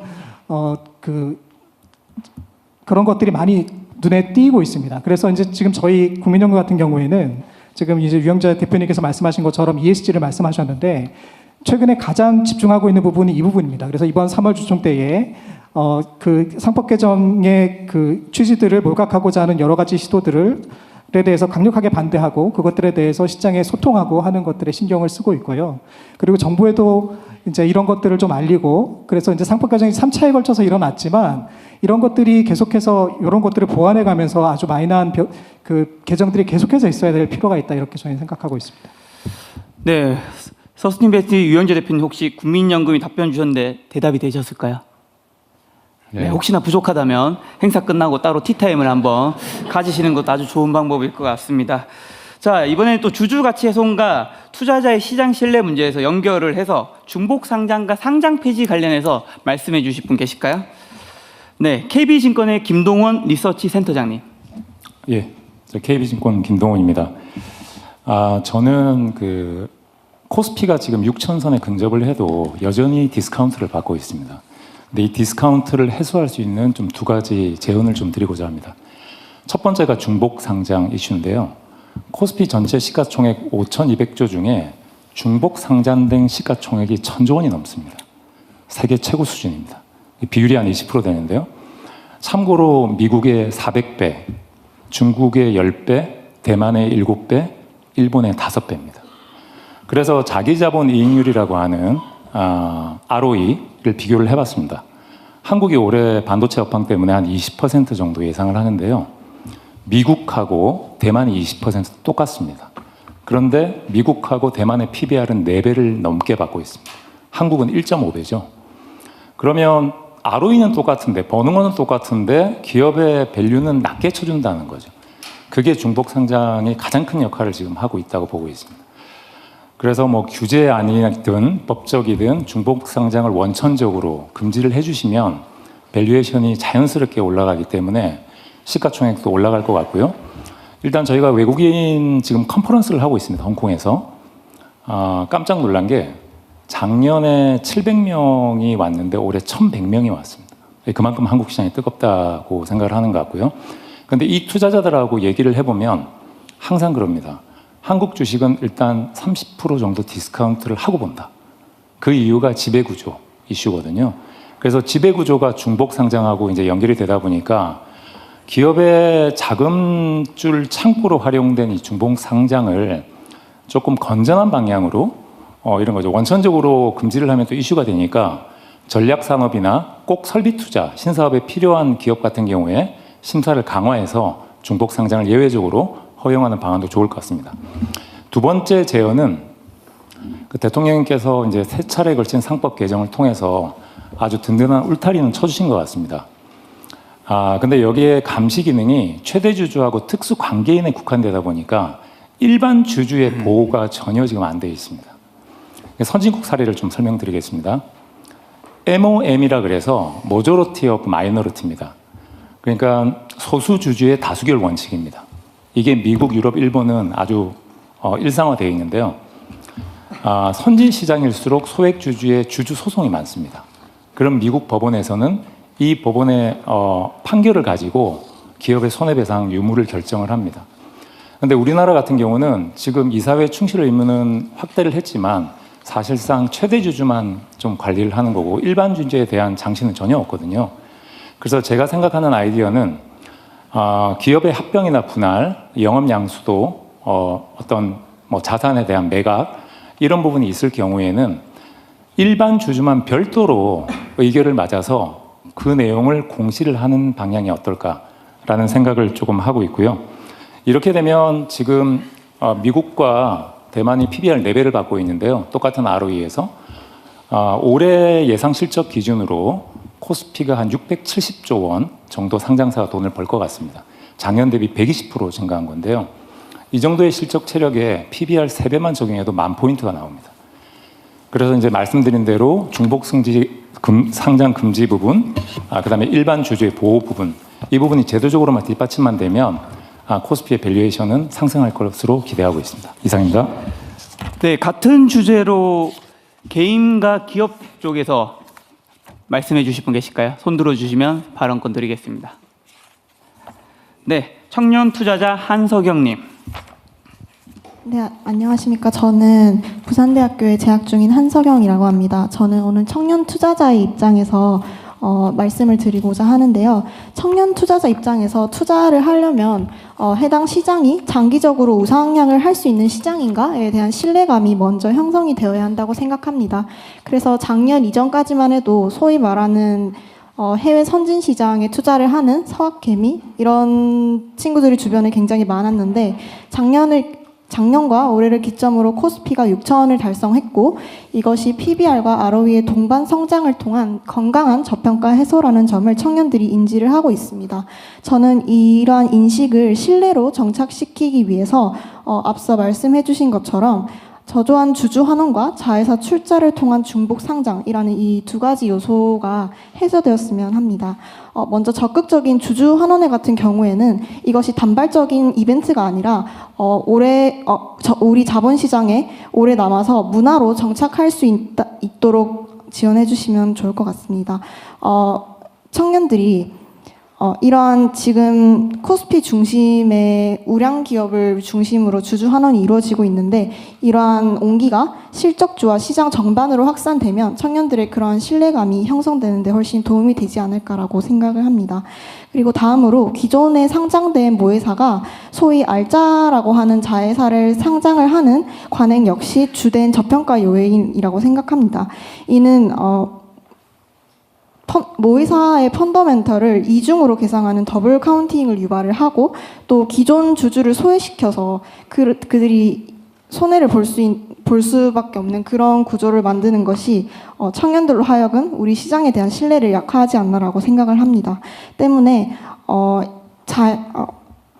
이러한 요건을 제도적으로 해소를 하되 기존 주주를 보호하는 장치가 앞서 말씀해 주신 MOM 같은 장치가 잘 제도적 장치를 갖추고 또 자회사의 사업이 독자성을 가지는지 등을 함께 살펴주시면 감사할 것 같습니다. 저평가 요소를 해소를 하되 성장의 동력을 유지하면서 저희 시장이 코리아 프리미엄으로 나아갈 수 있도록 살펴주시면 감사할 것 같습니다. 네, 이제 곧 기업 사이드로 가야 되는데 개인 투자자에서 꼭 말씀해 주실 분 방금 손을 들었다가 내리셨네요. 원대한 회장님. 저도 조금만 더 첨언드려서 네. 말씀드리겠습니다. 저 서울대 투자 동아리에서 지금 회장을 맡고 있는 원대한이라고 합니다. 저희 투자 동아리에 되게 열정 많은 청년 투자자들이 많이 모여서 활동을 하고 있는데 저희끼리 농담으로 많이 하는 말이 이런 부장이 30대에 왔으면 참 좋았겠다라는 말을 저희끼리 되게 많이 합니다. 근데 이게 저희도 되게 농담 같지만 어떻게 저희한테 진지한 내용인 게 이런 장세가 계속적으로 우상향되는 게 되려면은 단순히 지금 이제 전 세계적인 그 AI 밸류 체인에서 메모리가 수혜를 받는 그런 실적, 그다음 전 세계 영업이익 1등이 우리나라 기업이 되는 그런 상황이 몇십 년 동안 지속될 수는 없는 거다 보니까 그럼 계속해서 지속적으로 코리아 프리미엄도 받으면서 올라가기 위해서는 아까 많은 분들이 말씀해 주셨던 주주환원이나 중복상장 해소와 같은 거버넌스 이슈들이 해결돼야 된다고 생각을 합니다. 그래서 저는 제가 추가적으로 막 더 재원드리고자 하는 것보다는 거의 부탁이 가까운 내용인 것 같은데요. 이런 구조적으로 엄청나게 한국 시장이 실적이 성장하고 있고 돈이 많이 들어오는 시기들이 제가 기성세대가 될 때까지도 계속해서 주가 상승과 프리미엄, 밸류에이션의 프리미엄까지 이어질 수 있도록 많이 노력해 주시고 또 신경 써주시면 감사할 것 같습니다. 네, 재치 있는 답변 감사합니다. 네, 구조개혁, 그다음에 미래산업 투자, 기술 개발 투자 이런 거 열심히 하면 그렇게 될 가능성이 많습니다. 네, 여러 도전적인 과제들이 제기되는 가운데 우리 기업들의 의견도 들어보고 싶은데요. 기업 그룹에서 의견을 말씀해 주실 분이 계신다면 손을 들어주시기 바랍니다. 네, 잭시 믹스의 이수연 대표님. 네, 안녕하십니까. 코스닥 상장사 주식회사 잭시믹스 대표 이수연입니다. 오늘 이 자리가 대한민국에서 상장을 꿈꾸는 창업가들의 현실을 진솔하게 나누고 발전적인 대안을 찾는 소중한 기회가 되길 바랍니다. 저희는 상장한 지 6년이 되었습니다. 많은 창업가가 상장을 성공의 마침표로 꿈꾸지만 실제 상장사가 감당해야 할 무게는 결코 가볍지 않습니다. 투명 경영을 위한 적지 않은 비용과 엄격한 각종 의무는 물론 때로는 단기 실적에 일희일비하는 시장의 압박을 견뎌야 합니다. 이 때문에 최근 유능한 창업가들 사이에서 상장보다 매각을 선호하는 상장 기피 현상이 나타나는 현실이 매우 안타깝습니다. 글로벌 시장에서 초격차를 만들기 위해서는 당장의 숫자보다 더 본질적인 가치에 집중해야 한다고 생각합니다. 기업이 눈앞에 약간의 손실을 감수하고서라도 질적인 성장을 추진할 때 이를 믿고 해줄 아까 말씀들 많이 해주셨는데 연기금과 같은 장기 기간 투자자의 역할이 절실합니다. 자본시장이 기업의 성장뿐만 아니라 성장의 질을 함께 평가해주는 든든한 파트너가 되어 주어야 한다고 생각합니다. 상장이 창업가에게 규제의 굴레가 아닌 다시 한번 성장의 사다리가 되면 좋겠습니다. 정부와 금융권이 힘을 모아 장기 투자가 선순환되는 환경을 만들어 주시길 부탁드리며 발언 마무리하도록 하겠습니다. 감사합니다. 네, 바로 옆에 계시는 캠프의 김윤환 대표님 말씀 부탁드립니다. 네, 저희는 우나스텔라 이노스페이스와 같은 민간 발사체 스타트업 기업들과 함께 발사체 기술 개발에 적극적으로 도전 중인 주식회사 캠프의 김윤환 대표입니다. 사실 이 자리가 보통 보니까 자본시장 그리고 이미 상장 기업들이 주인공인 것 같은데 저희는 이제 3년차 된 저희는 스타트업입니다. 스타트업 기준에 한번 말씀을 드리면요. 우주항공과 같은 딥테크의 산업은 개발 기간도 굉장히 길고 이를 사업하는 데까지 많은 시간이 필요한데요. 이러한 산업 특성에 있어서 장기적인 모험 자본이 꼭 필요한 산업 분야입니다. 초기 산업이다 보니까 스타트업 간의 협력 구조를 중심으로 공급망이 이루어져 있는데요. 그러다 보니까는 이런 스타트업이 기술적인 리스크 그리고 자본적인 부담을 감수해야 되는 부분들이 굉장히 많이 있습니다. 이번에 딥테크 챌린지라고 있거든요. DCP 과제라고 있는데 이런 과제의 공고를 보면서 그 중소벤처가 과감히 도전할 수 있는 그런 임무 중심의 그런 과제가 이런 프로젝트가 있어서 굉장히 저희는 큰 희망을 가지고 있는데요. 앞으로도 정부 그리고 중소기업, 스타트업이 같이 민간 기업이 함께 참여할 수 있는 장기 인내 자본 그리고 정책적인 모험 자본이 지속적으로 작동하는 그런 투자 구조가 마련이 된다면은 우주 강국으로 도약하는데 중요한 기반이 될 것 같고요. 사실 저희가 지금 만 3년 차라고 말씀을 드렸는데요. 저희 목표가 하나가 있는데 대통령님 임기 전에 저희도 꼭 상장을 하는 기업으로 성장하도록 하겠습니다. 감사합니다. 감사합니다. 자, 제가 잠깐 질문지를 보고 있는데 이제 대통령이 바로 옆에 계신 생활연구소 연현주 대표님이 저한테 계속 손을 들고 계셔서 제가 또 생활연구소의 그 고객으로서 제가 매달 한 번씩 이용을 하고 있거든요. 그 손은 발언권에 안 드릴 수 없었습니다. 감사합니다. 네, 저는 생활연구소의 연현주 대표입니다. 저는 청소연구소라는 서비스를 운영하고 있습니다. 그리고 또 청년케어라는 시니어 돌봄 서비스를 운영하고 있습니다. 청소연구소는 아까 사회자님께서 말씀해 주신 것처럼 가사도우미 플랫폼이고요. 저희 서비스를 좀 설명하면서 두 가지 좀 제안을 드리고자 합니다. 저희 첫 번째 제안은 우리나라에 지금 가장 큰 정책금융을 모태펀드나 이제 국민성장펀드가 있습니다. 근데 이 출자 시에 심사 기준에 관한 부분을 좀 말씀드리고 싶습니다. 저희 서비스를 좀 예를 들어서 말씀드리면은 저희는 이제 전국에 지금 200만 명 이상의 맞벌이 부부나 뭐 아니면 육아를 하시는 어머님들이 쓰고 계시는데요. 그리고 또 한편으로는 20만 명 이상의 중장년 여성 일자리를 창출하고 있습니다.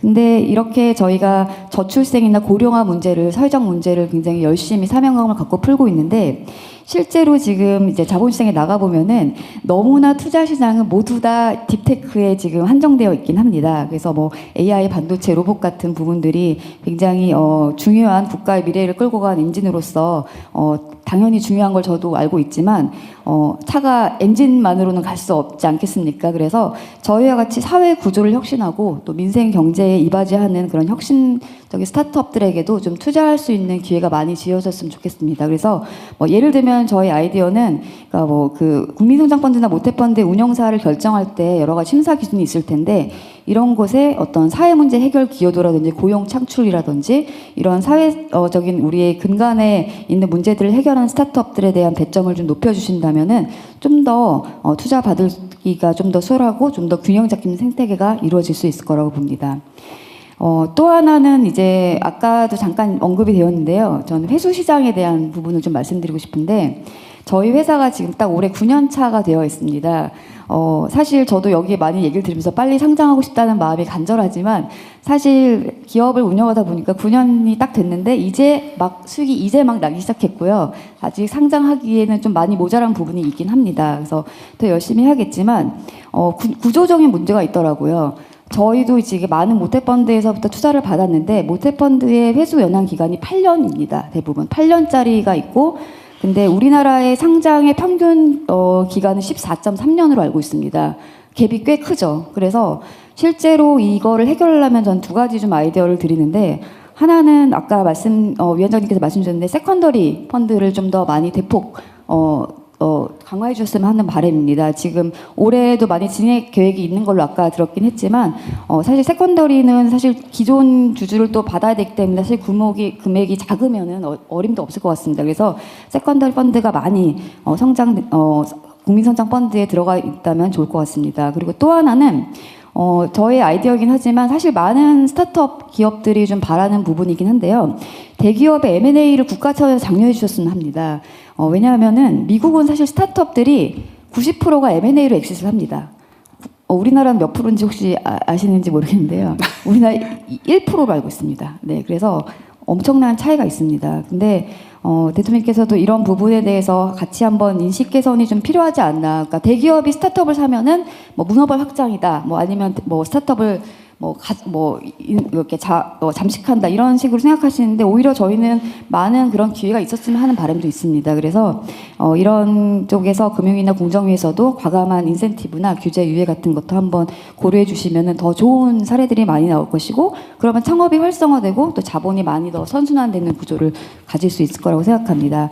저희 같은 기업들을 많이 투자해 주시면은 저희가 현재는 지금 20만 명의 일자리지만 사실 100만 명 이상의 일자리로 나라에 보답하고 싶습니다. 감사합니다. 네, 말씀 감사합니다.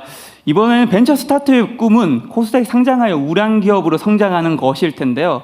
그 중간 사다리인 코넥스 시장과 최종 종착지인 코스닥 시장이 역할과 기능을 다할 수 있도록 해주는 것도 중요한 과제일 것으로 판단됩니다. 코넥스와 코스닥 상장 기업에서 의견을 말씀해 주실 분이 계신다면 손을 들어주시기 바랍니다. 네, 큐리옥스 바이오 시스템즈의 김낭룡 대표님 발언 부탁드립니다. 예, 저는 코스닥 기술 특례 상장 기업인 큐리옥스 바이오 시스템즈의 대표고요. 이제 보통 지금까지 이제 들어본 얘기로는 이제 상장 전에 어떤 자본이나 투자에 대해서 많이 말씀하셨고, 그리고 상장사에 대한 장기 투자 펀드에 대해서도 많이 말씀하셨는데, 기술 특례 회사로서 장기 투자 펀드, 상장사에 대한 장기 투자 펀드가 어떻게 도움이 될 수 있는지에 대해서 말씀을 드리고 부탁을 드리고 싶습니다. 사실은 저희 같은 기술 특례 회사들은 상장을 한 이후에도 이제 자금이 계속 필요한 것이 현실이거든요.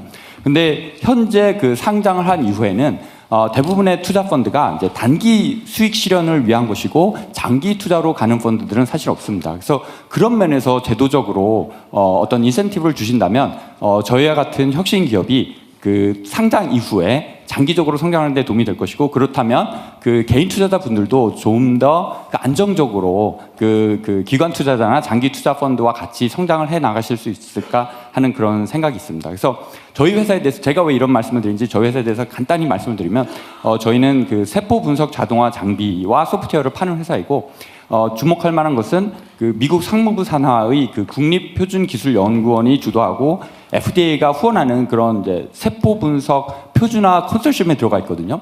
근데 거기에서 공정 자동화 장비로는 유일하게 들어가 있는 회사입니다. 그래서 이런 글로벌 시장 진출과 사업의 개발을 위해서는 사실은 어느 정도 장기적인 투자들이 필요한데, 상장 이후에도 그러한 장기 투자 펀드에 대한 제도적인 이득이 있다면 저희 같은 회사가 정말 더욱더 성장할 수 있는데 도움이 되지 않을까 생각을 하고 있습니다. 예, 감사합니다. 네, 말씀 잘 들었습니다. 네, 마지막으로 이제 기업, 전문가, 개인 투자자 관계없이 꼭 이제 행사가 얼마 안 남아서 네, 저기 손을 드신 분이 계신데요. 슈퍼개미 이정윤 유튜버님 발언 부탁드립니다. 안녕하세요. 슈퍼개미 이세무사 TV 채널을 운영하고 있는 30년차 주식 투자자 그리고 세무사 이정윤입니다. 저는 두 가지를 말씀드리고 싶은데요. 먼저 개인 투자자로서 거의 IMF 때부터 지금 주식을 한 30년 하고 있는데 한 1년 정도의 상승률로는 거의 IMF 이후에 최고인 것 같아요. IMF 때가 277에서 1000포인트까지 올라갔었는데 뭐 작년 저점이 2280포인트니까 지금 6000 가까이 왔으니까 IMF 때 이후에 거의 최고 수익률이 지금 아마 개인 투자자들은 평균으로 나오고 있고요. 거기에는 뭐 해외 주식이 올랐다라고 평가할 수도 있지만 뭐 다들 아시겠지만 작년 평균 수익 그러니까 1월 1일부터 12월 31일까지 상승률도 우리나라가 1등이었고요. 올해 1월, 2월, 3월까지도 거의 1등을 달리고 있거든요. 그래서 거기에는 정부의 이런 정책도 굉장히 큰 역할을 했다고 보는데 특히 저PBR주들 중에서 지주회사 또 금융주들 이런 주식들은 제가 30년 동안 투자하면서 주도주로 나섰던 적이 거의 없거든요. 근데 이번에 정부에서 상법 개정안 1차, 2차, 3차를 하면서 저PBR주들의 상승이 굉장히 크게 나와서 오랫동안 소외됐던 주식들에 투자했던 분들한테 또 희망을 주지 않았나라는 생각을 들고요. 같은 관점에서 세무사로서 한 가지 좀 말씀을 드리고 싶은 게 최근에 투자자들은 아직 뭐 법은 아니니까 주가 누르기 방지법에 대해 관심이 많습니다. 그 이유는 뭐냐면 세법에서는 상증법 63조와 뭐 대통령 시행령 54조에 정확히 규정이 되어 있는데 일단 원칙은 시가로 평가를 하고 시가가 불분명할 때 보충적 평가 방법을 평가하라고 되어 있는데 과연 주식시장에서 시가가 확실하니까 여태까지는 전후 2개월, 4개월로 시가 평가를 하고 상속세와 증여세의 평가 가액으로 했었는데 정확한 평가는 맞지만 그게 과연 공정한 가격이냐 공정한 시가이냐에는 저는 좀 의문을 갖고 있거든요. 그 이유는 보충적 평가 방법은 대부분의 비상장 기업들에 해당되는데요. 비상장 기업들이 우리나라에 100만 개가 넘습니다. 근데 100만 개가 넘는 비상장 법인들은 보충적 평가 방법의 PBR 최저 0.8에서 상속세나 증여세가 계산이 되거든요. 근데 상장 기업은 한 2,500개 정도밖에 안 되는데 그 중에서 뭐 한 500개, 1,000개가 앞으로 상속과 증여를 앞두고 있을 때 주가를 계속 누르고 있다면 그들은 좋을지 몰라도 주식 투자자들은 사실 좋은 게 아니거든요. 그래서 최근 검토하고 있는 주가 누르기 방지법을 좀 좋게 이렇게 잘 검토해서 우리 투자자들에게 아까 말씀드렸던 지주사와 금융주가 주가가 퀀텀업 됐다면 그동안 또 소외받은 종목들이 저PBR주들이 올라가게 하는 계기가 되었으면 너무 감사드리겠습니다. 네, 아쉽게도 이제 토론을 마칠 시간인데요. 여러분들이 열기가 얼마나 뜨거웠는지 제가 오늘 간담회를 준비하기 위해서 이제 이재명 대통령의 간담회를 좀 찾아봤었는데 오늘만큼 대통령님이 발언이 적고 이제 참석하신 분들의 발언이 이렇게 많았다는 날이 그만큼 뜨겁지 않았나 싶습니다. 75분이라는 시간이 언제 지나갔는지 모를 정도로 의미 있는 시간이었습니다. 1분 단위로 끊어가지고 얘기할 분들 좀 해보세요. 정말 요지 많다. 되게 다 아는 얘기들이니까. 네, 저기 끝에 계시는 위벤처스의 하태훈 대표님. 네, 거두절미하고 본론을 핵심적으로. 네, 본론만 몇 가지 말씀드리겠습니다. 기업 주가 누르기 관련해서는 밸류업 프로그램을 잘 이행하는 기업한테 상속세에 대한 혜택, 선방향에 대한 인센티브를 주고 그것을 잘 안 하는 기업한테는 그 상속세에 대한 공제 제도를 좀 없애버리는 이런 제도도 한번 고민했으면 좋겠습니다. 저는 벤처 투자자이기 때문에 모험 투자 관련해서 말씀을 드리면 지금 한국 모태펀드, 지금 국민성장펀드는 5년간 계획이 나오지 않습니까? 근데 모태펀드는 매년 예산을 받게 됩니다. 그래서 그것들을 좀 안정적으로 뭐 기본 계획처럼 이렇게 해서 시장의 예측성을 좀 강화해 줬으면 좋겠습니다. 마지막으로 지방 투자와 관련해서 되게 시행령이긴 한데 지방재정법 보시면 대통령도 지방행정을 했기 때문에 총 사업비 기준으로 지방 투심이 또 중앙 투심이를 하게 됩니다.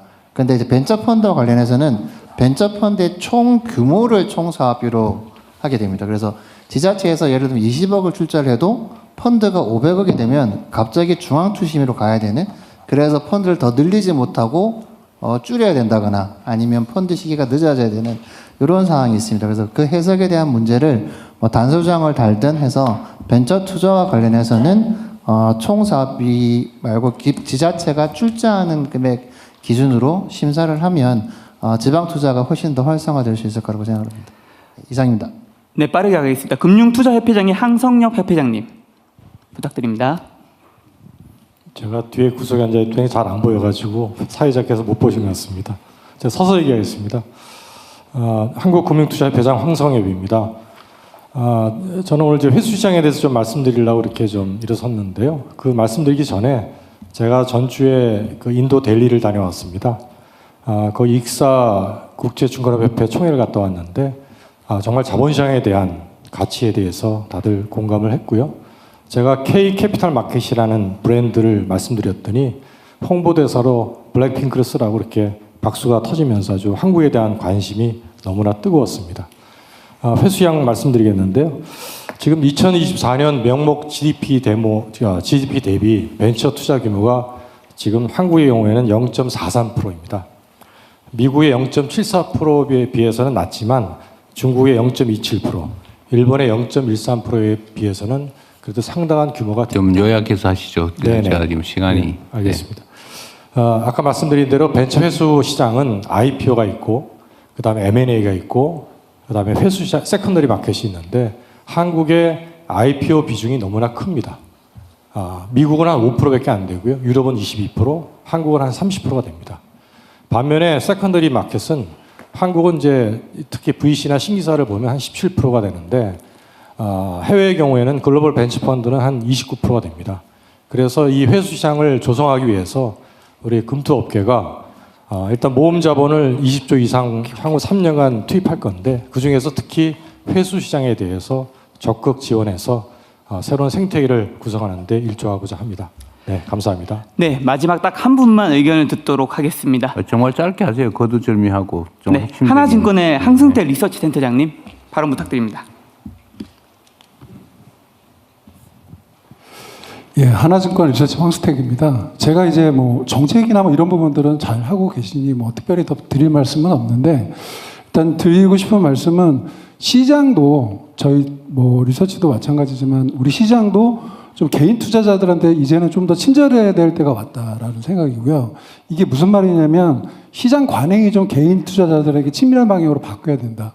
예를 들어서 이제 공시 같은 경우가 있습니다. 그래서 기업이 이제 유상증자를 하거나 그 CBBW를 발행을 하거나 기존 이제 개인 주주들의 그 지분 가치가 희석될 가능성이 있는 부분들이죠. 이런 부분들은 이럴 때 그 공시의 방향성을 기존에 이제 막 전문적인 얘기들 어디다 쓸 거고 얼마를 발행을 할 거고 이런 얘기들도 중요하겠지만 기본적으로 이 그 증자나 이런 것들이 발행이 되었을 때 개인 주주들의 그 지분 가치가 얼마나 희석이 되고 회사의 EPS가 얼마가 변하고 회사의 BPS가 얼마까지 변하고 그다음에 그 대주주의 뭐 지배력이 얼마나 변하고 이런 부분들이 같이 좀 친절하게 공시가 돼준다면 개인 주주들이 그 기업에 접근하는데 훨씬 더 좀 더 편안하고 유리하고 결국엔 네. 그런 것들이 투자 환경에 있어서 좀 더 우호적인 환경을 만들지 않을까 생각이 듭니다. 그래서 이 부분만 말씀을 드리도록 네. 하겠습니다.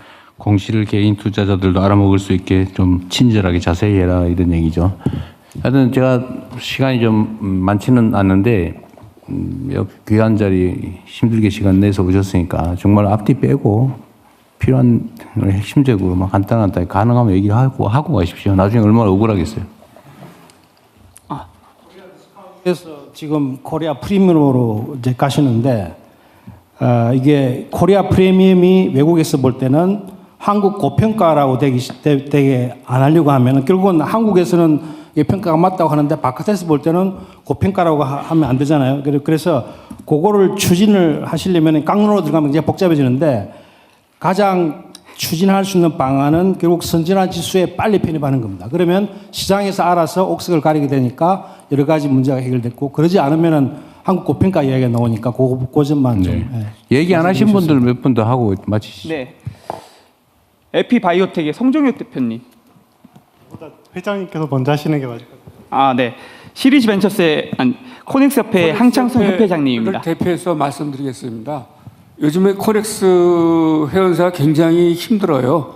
그 주식이 유동성이 없어가지고 그래서 앞으로 좀 유동성이 늘릴 수 있는 정책을 좀 해줬으면 좋고요. 중소기업이니까 한 50억 정도만 일반 공마로 되면 좀 많이 거래가 돼서 살아날까 생각하고요. 마지막으로 이제 이 IT 바이오 로봇 여러 기업도 있지만 또 지방에 소지하는 기업들도 코넥스나 코스닥에 들어오도록 해서 지방에 일자리를 만들고 또 정적 일자리를 만드는 기업들이 많이 들어올 수 있도록 정책을 배려해 주시면 고맙겠습니다. 감사합니다. 네, 자본시장연구원의 이호섭 실장님. 예, 자본시장연구원의 이호섭입니다. 그 주가 누르기 방지를 위해서 상장기업 상증세 재산평가 시 현행 시가에서 그다음에 PBR처럼 재무정보 연계 방법으로 변경해서 주가 누르기 현상을 근절할 필요가 있다는 데는 적극 공감을 합니다. 다만 이제 저 PBR 기업 모두가 이 주가 누르기를 하는 나쁜 기업들은 아닐 수가 있고 업황 악화에 따라서 PBR, 뭐 수익성, 성장성 둔화도 PBR 하락의 원인일 수 있기 때문에 딱 0.8로 고정을 하면 이제 여러 가지 이유로 그 과세 부담이 너무 큰 기업들도 있을 수 있고 거꾸로 1.5, 2.0 되는 PBR이 이제 0.8까지 또 낮출 수 있는 유인이 있을 수 있습니다. 그래서 이 주가 누르기 현상을 잘 식별할 수 있는 방법을 잘 찾아서 세법 개정안에 반영하면 좋을 것 같습니다. 네, 또 꼭 말씀하시고 싶은 게 계실까요? 저희는 막 협업이 아주 잘 되네요. 네. 네. 짧게 말씀드리겠습니다. 사실 모험 자본 얘긴데요. 벤처 캐피탈들이 뭐 다 어려우시고 실제 이제 수익률이 제일 중요한 평가 지표일 텐데 사실 저희처럼 벤처나 이제 코넥스 기업들은 좀 더 많은 좀 그 지원이 재정적인 지원이 좀 됐으면 좋겠고요. 그냥 간단하게 예시로 코넥스 펀드가 이제 많이 확대 운영되고 더 많이 지원해 주셔서 좋을 것 같긴 한데 내용적으로 보면 사실은 이제 사실 코넥스 기업한테 지원이 안 되거든요. 다른 펀드도 마찬가지인데 주목적 펀드들이 있는데 그 주목적에 사용되기보다 이제 좀 수익률 위주로 좀 운영이 많이 되니까 그 주목적에 맞는 소외된 분들이나 이 기업들이 좀 좋은 뭔가 투자를 받고 재정적으로 이렇게 확 그런 보편적인 이런 지원을 받을 수 있어야 되는 게 좀 어려운 것 같습니다. 그런 부분에 대해서 좀 고민해 주셨으면 좋을 것 같습니다. 여하튼 뭐 코스피, 코스닥, 코넥스 이 시장들의 어쨌든 우리 국민들이 접근이 쉽도록 만드는 거, 그거는 제도적으로 할 수 있을 텐데 사실은 거기에 참여하는 기업들의 미래가 좀 확실해야죠. 결국 좋은 상품이라야 되는데 지금까지는 사실은 코스닥에 상장된 회사들 상당수가 저거 나중에 또 물리는 거 아닐까 이런 걱정을 하게 하는 것들이어서 아마 쌓인 불신들이 지금의 현실을 만든 거 아닌가 싶어요. 하여튼 그거는 좋은 기업들, 잠재력 있는 기업들이 들어올 수 있게 하고 또 거기 잘 지원해서 실제로 좀 성장해서 나중에 돈이 되게 해야지 이게 안 되는 걸 어거지로 막 몰아가지고 한다고 될 일은 아니지 않습니까? 어쨌든 그 방법을 찾자는 게 오늘의 토론이니까요. 말씀하지 않으신 분 중에 뭐 하시고 싶은 분 하시고 가십시오. 네. 기회를 짧게 하십시오. 네. 한국벤처투자 이대희 대표님 바로 부탁드립니다. 그동안 모태펀드에 대한 얘기를 많이 하셨는데 제가 답변을 못해서 몇 가지 말씀드리겠습니다.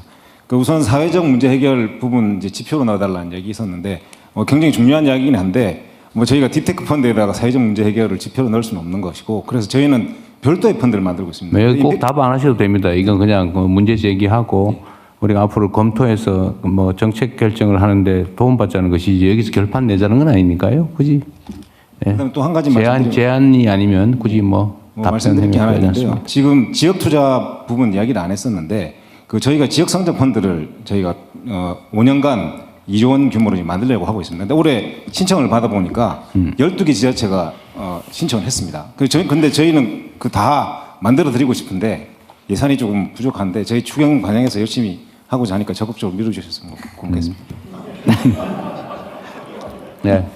네, 오늘 말씀 안 주신 시리즈벤처스 대표님, 케미폴리오 대표님, 그리고 키움증권 리서치 센터 팀장님 계신데 그 중에서 발언하시고 싶은 분 계실까요? 네, 키움증권 리서치 센터의 허혜민 팀장님 발언 부탁드립니다. 네, 저는 실무단에서 좀 말씀을 드리고자 하는데 아까 패널 기업 쪽에서 말씀하신 것 중에 IPO 락업 관련해서 혜택을 주셨으면 좋겠다고 하셨는데 사실 실무단에서는 유니콘 기업이 너무 락업이 돼서 올라오는 경우 유통 주식수가 적기 때문에 오히려 가격 이상 현상이 발생할 수 있습니다. 그런 부분이 기관 투자자분들이 좋은 기업을 사고 싶은 데 있어서 좀 어려움이 있다는 말씀 드리고요. 또 하나는 애널리스트 실무단에서 말씀을 드리고자 하는데 투자 정보 교류가 굉장히 활발해지면서 개인 미디어나 SNS의 시장 영향력이 제도권을 크게 상회하는 현상들이 많이 발생하고 있습니다. 근데 현재 규제나 제도는 이제 과거의 제도권에 머물러 있기 때문에 투명성의 사각지대에 놓여 있고 정부 제공의 책임 구조를 재설계해야 된다고 생각합니다. 이상입니다. 네, 간단하게 말씀하십시오. 네. 코스닥 협회 이동훈 협회장님. 안녕하십니까. 코스닥 협회 이동훈입니다. 먼저 지난해 그 코스닥 활성화 정책을 통해서 기관 투자자 진입 여건을 개선해 주신 점에서 깊이 감사드립니다. 미국의 애플이나 엔비디아는 나스닥을 떠나지 않습니다. 하지만 우리나라의 코스닥에 상장된 기업 중에 큰 규모로 성장한 회사들은 코스피를 이전하는 경향들이 있습니다. 그래서 이것을 코스닥에 잔류하는 것이 굉장히 유리하도록 코스닥의 정체성을 높이기 위해 그런 정책을 좀 펴주십사하고 부탁을 드립니다. 그리고 규제 환경도 한 가지 말씀을 드리면은 코스피와 코스닥이 덩치와 체급이 다른데 규제는 똑같이 가고 있습니다. 그래서 코스닥에는 성장 쪽에 투자할 여력이 많이 필요하기 때문에 규제를 체급별로, 사이즈별로 좀 차별화해 주십사 당부를 드리고요. 마지막으로는 코스닥 기업들의 사기를 좀 진작시켜 주시기 위해서 돈 드는 것은 아닙니다.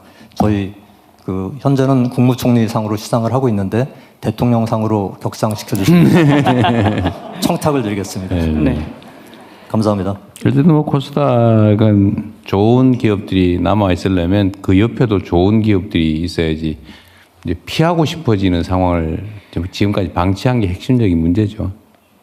네. 또 네, 시리즈 벤처스 대표님, 케미폴리오 대표님 발언하시겠습니까? 네, 간단하게 말씀드리겠습니다. 저희는 초기 스타트업을 지역에서 투자를 하고 있는 엑셀레이터입니다. 간단하게 제안드리고 싶은 부분이 사실 지금 국민성장펀드와 그리고 본태펀드에서 지금 지역 성장펀드, 다양한 펀드들이 만들어지긴 하는데 사실상 스케일업 펀드들이 좀 대부분입니다. 한마디로 이제 얼리 스테이지에 있는 팀들을 투자를 할 수 있는 재원들의 포션은 아직까지 많이 열악한 상황입니다.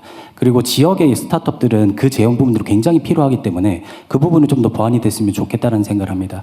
그리고 두 번째는 저희가 지역에서 투자를 하다 보니까 지역 스타트업의 섭리가 있습니다. 대부분의 팀들이 소재 부품 장비 쪽 아니면 대기업들과의 매칭 부분들을 굉장히 많이 필요로 한 팀들이 있습니다. 사실 아까 대통령님께서도 말씀 주신 것처럼 코리아 디스카운트 말씀 주셨는데 사실 지역 디스카운트가 더 큰 상황입니다. 그 부분은 당연히 이 기업들이 딥테크 팀들이다 보니까 판로 개척에 한계가 있는데 이 부분을 오픈 이노베이션 프로그램들을 좀 더 많이 공격적으로 정부 차원을 넘어서 민간에서 참여를 할 수 있게 만들어지면 좋은 여건이 되지 않을까 싶습니다. 네, 바로 옆에 계신 케미폴리오 조민지 대표님. 예, 케미폴리오 저희 대표이사 조민지입니다. 저도 이제 현장에서 이제 지방 기업으로서 느끼는 어려운 점은 이제 투자 환경이 수도권에 집중돼 있다 보니까 투자 기회가 그만큼 적고 저희 같이 이제 스케일업 단계에 있는 기업들은 시리즈 A, B, C 단계에 있는 투자사들이 이제 지방에 있어야 만날 기회가 많고 그리고 그만큼 검토를 하고 투자를 유치를 할 수가 있는데 그런 기회가 굉장히 좀 적은 게 좀 아쉬운 부분이 있습니다.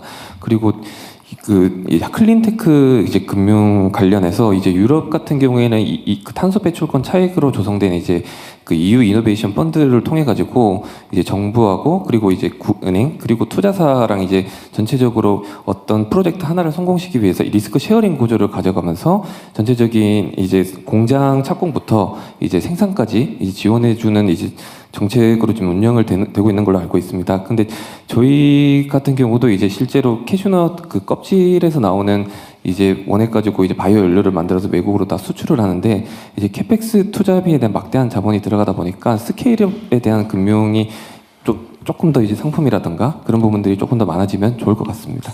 예, 감사합니다. 네, 오늘 발언을 다 한 것 같은데 혹시 제가 빠뜨린 분이 계실까요? 네, 다시 이제 추가로 하고 싶은 말씀이 있으신 분들은 메모를 해가지고 넘겨주시면 우리 정책실 그다음에 여기 담당 비서실에서 잘 챙겨보도록 그렇게 하시죠. 네, 대통령님 말씀대로 자리마다 마련된 서면 건의서를 작성해 주시면 치아파의 정책에 반영한다고 하니까요. 끝까지 적극적인 참여를 부탁드립니다. 마지막으로 오늘의 토론을 마무리하며 대통령님의 마무리 말씀 청해 듣고자 합니다. 네, 여러분들 뭐 여러 가지 제안들 크게 도움이 됐습니다. 사실은 이제 지금 뭐 그런 큰 구조에 관한 문제 이런 것들은 대체적으로 다들 알고 있는 문제들이고 사실 우리가 필요한 것은 좀 더 구체적으로 예를 들면 어떻게 해야 대한민국의 자본시장이 다른 나라보다 더 나아질 수 있는가? 이 점에 대한 사실은 우리 제안들이나 이런 것들이 좀 더 많이 필요합니다. 사실 뭐 우리 거래소든지 정책실이든지 열심히 다 준비하고 있잖아요, 그죠? 금융위원회도 열심히 다 준비를 할 텐데, 예를 들면 현장에서 봤을 때, 예를 들면 공매도 가지고 예를 들면 말도 많은데 이게 또 뭐 사실 필요하죠. 필요한데 예를 들면 악용되는 걸 어떻게 막을 거냐. 근데 예를 들면 정부에서는 여하튼 이게 우리나라 공매도 제도가 과연 다른 나라의 아주 좋은 아주 모범적인 공매도 제도에 비교했을 때 과연 합리적이냐, 그보다 더 낫냐, 아니면 부족한 게 있느냐, 이런 것들을 사실은 발견해서 고치고 또는 뭐 새로운 제도를 도입하고 그래야 되거든요. 그런 것도 그렇고, 하여튼 시장을 어떻게 정리하는 게 국민들 또는 투자자들의 믿음을 제고할 수 있느냐, 이런 아주 디테일이 사실은 좀 필요해요. 지금은 예를 든다면 우리는 밭을 정리를 할 때 큰 돌부터 집어내야 되잖아요. 뭐 큰 돌 좀 몇 개 집어낸 거예요. 그러나 이제 중간 돌도 집어내야 되고 자갈도 집어내야 되고 그렇게 해야 진짜 옥토가 되죠. 예. 그런데 우리는 큰 돌 집어내는데 다들 최적화돼 있어요. 그러나 큰 돌만 집어내가지고는 거의 옥토가 되기 어렵습니다. 그러니까 여기 현장에 계신 여러분들이 좀 통로를 만드셔가지고 뭐 일상적으로 하고 있을 걸로 보이지긴 하는데 통로를 좀 만들어서 좀 일상적으로 제안도 좀 받고 필요한 제도 중에서 예를 들어 입법이 필요하다 그러면 그거야 뭐 국회를 통해서 해야 되지만 뭐 시행령이든 규칙이든 지침이든 뭐 아니면 단순한 지시사항으로 필요하다면 딱 즉시 할 수 있는 것들은 바로바로 처리할 수 있지 않습니까? 예를 들면 구조적인 문제, 입법이 필요한 문제는 정말 어렵죠. 뭐 야당이 반대해서 뭐 시끄럽고 막 언론들도 또는 뭐 기업들도 예를 들면 반발 많이 하잖아요. 왜냐하면 당장 불편하니까. 지금까지가 편했는데. 그러나 우리가 예를 들면 어떤 제도 개혁을 해서 저는 초기에 뭐 반대하던 이러면 뭐 기업 망한다, 뭐 외국인 자본 다 탈출한다, 뭐 이러면 주식시장 다 막 망한다 이렇게 주장을 했거나 아니면 그렇게 믿었던 사람들이 아니네, 박근이 훨씬 낫네. 예를 들면 수술 받기 싫어가지고 막 버티다가 아프다고 수술하고 나니까 훨씬 건강하고 좋으니까 수술 잘했네, 그런 생각이 들잖아요. 사회적 개혁도 사실 똑같은 문제거든요. 그런데 이런 큰 예를 들면 입법이나 이런 것들은 어렵긴 하지만 또 쉽게 사소하다고 평가되는 문제는 쉽게 고칠 수 있거든요. 근데 그 사소하다고 평가되는 일선의 문제들을 신속하게 많이 바꾸면 뭐 거대한 입법 개혁을 하는 것과 좀 크게 다르지 않는 효과를 낼 수도 있어요. 그래서 저는 정말 지금부터 또 계속 많이 찾아내야 된다고 보죠. 우리가 다른 나라 제도에 보통 비교를 해서 우리 판단하지만 사실 우리는 그 이상이 되어야죠. 언제나 우리가 얘기하자면 우리가 추격자의 삶을 살아왔다면 이제는 선도자의 길을 가야 된다. 그러려면 다른 나라가 어떻게 또 뭐 다른 시스템이 얼마나 훌륭한가를 벤치마킹하는 건 그건 너무 당연하고 그걸 더 넘어서서 다른 나라들이 추종할 수밖에 없는 그런 시스템을 만들어야 비로소 우리가 코리아 프리미엄이라고 하는 게 가능해지죠. 제가 빈말로 하는 게 아니고 실제로 그렇게 해야 됩니다. 우리는 충분히 얼마든지 그렇게 할 역량이 있죠. 조금만 더 세심하고, 조금만 더 배려하고, 조금만 더 용기 있게, 조금만 더 과감하게 하면 얼마든지 저는 가능하다고 믿거든요. 그래서 여러분들도 작다고 생각되는 문제들도 많이 얘기해 주세요. 사실 이 정부에서 부족한 건 딱 그런 겁니다. 작다고 생각되는 거. 큰 문제는 다 알아요. 큰 문제는 다 결단의 문제거든요. 용기와 결단의 문제예요. 어쨌든 또 좋은 조언들 감사드리고요. 제가 작년 9월에 뉴욕 거래소에 가서 제가 그런 얘기를 했어요. 저는 실제로 제가 들었던 걱정인데, 제가 그 외국인 투자자들 또 거래소 뭐 증권사 이런데 설명을 대한민국 경제는 앞으로 이렇게 갈 겁니다. 저는 사실 내심에 확신이 있어서 그 설명을 하면서도 외국인들이 너무 빨리 들어와가지고 다 차지하고 나면 우리 국민들은 기회를 잃게 될 텐데 예, 그 걱정이 돼서 제가 그 얘기를 했거든요. 대한민국 국민들이 좀 많이 산 다음에 그 다음에 들어오면 좋겠다. 농담으로. 예. 예, 그러나 뭐 그게 내 뜻대로 되는 건 아니고 어쨌든 시장을 신속하게 좀 선진화해서 우리 국민들 자산 가치도 좀 늘리고 또 그게 선순환을 빚어서 소비도 늘리고 대한민국 경제가 지속적으로 확장 성장하는 그런 나라가 되기를 바랍니다. 자, 긴 시간 고생하셨습니다. 감사합니다.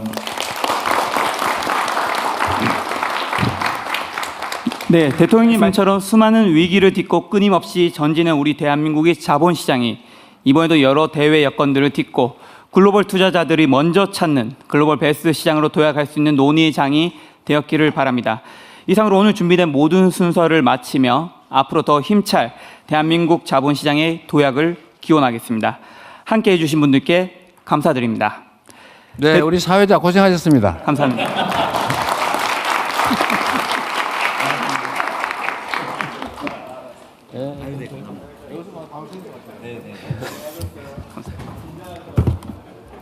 아닙니다. 아유, 고생하셨습니다. 네, 안녕하십니까.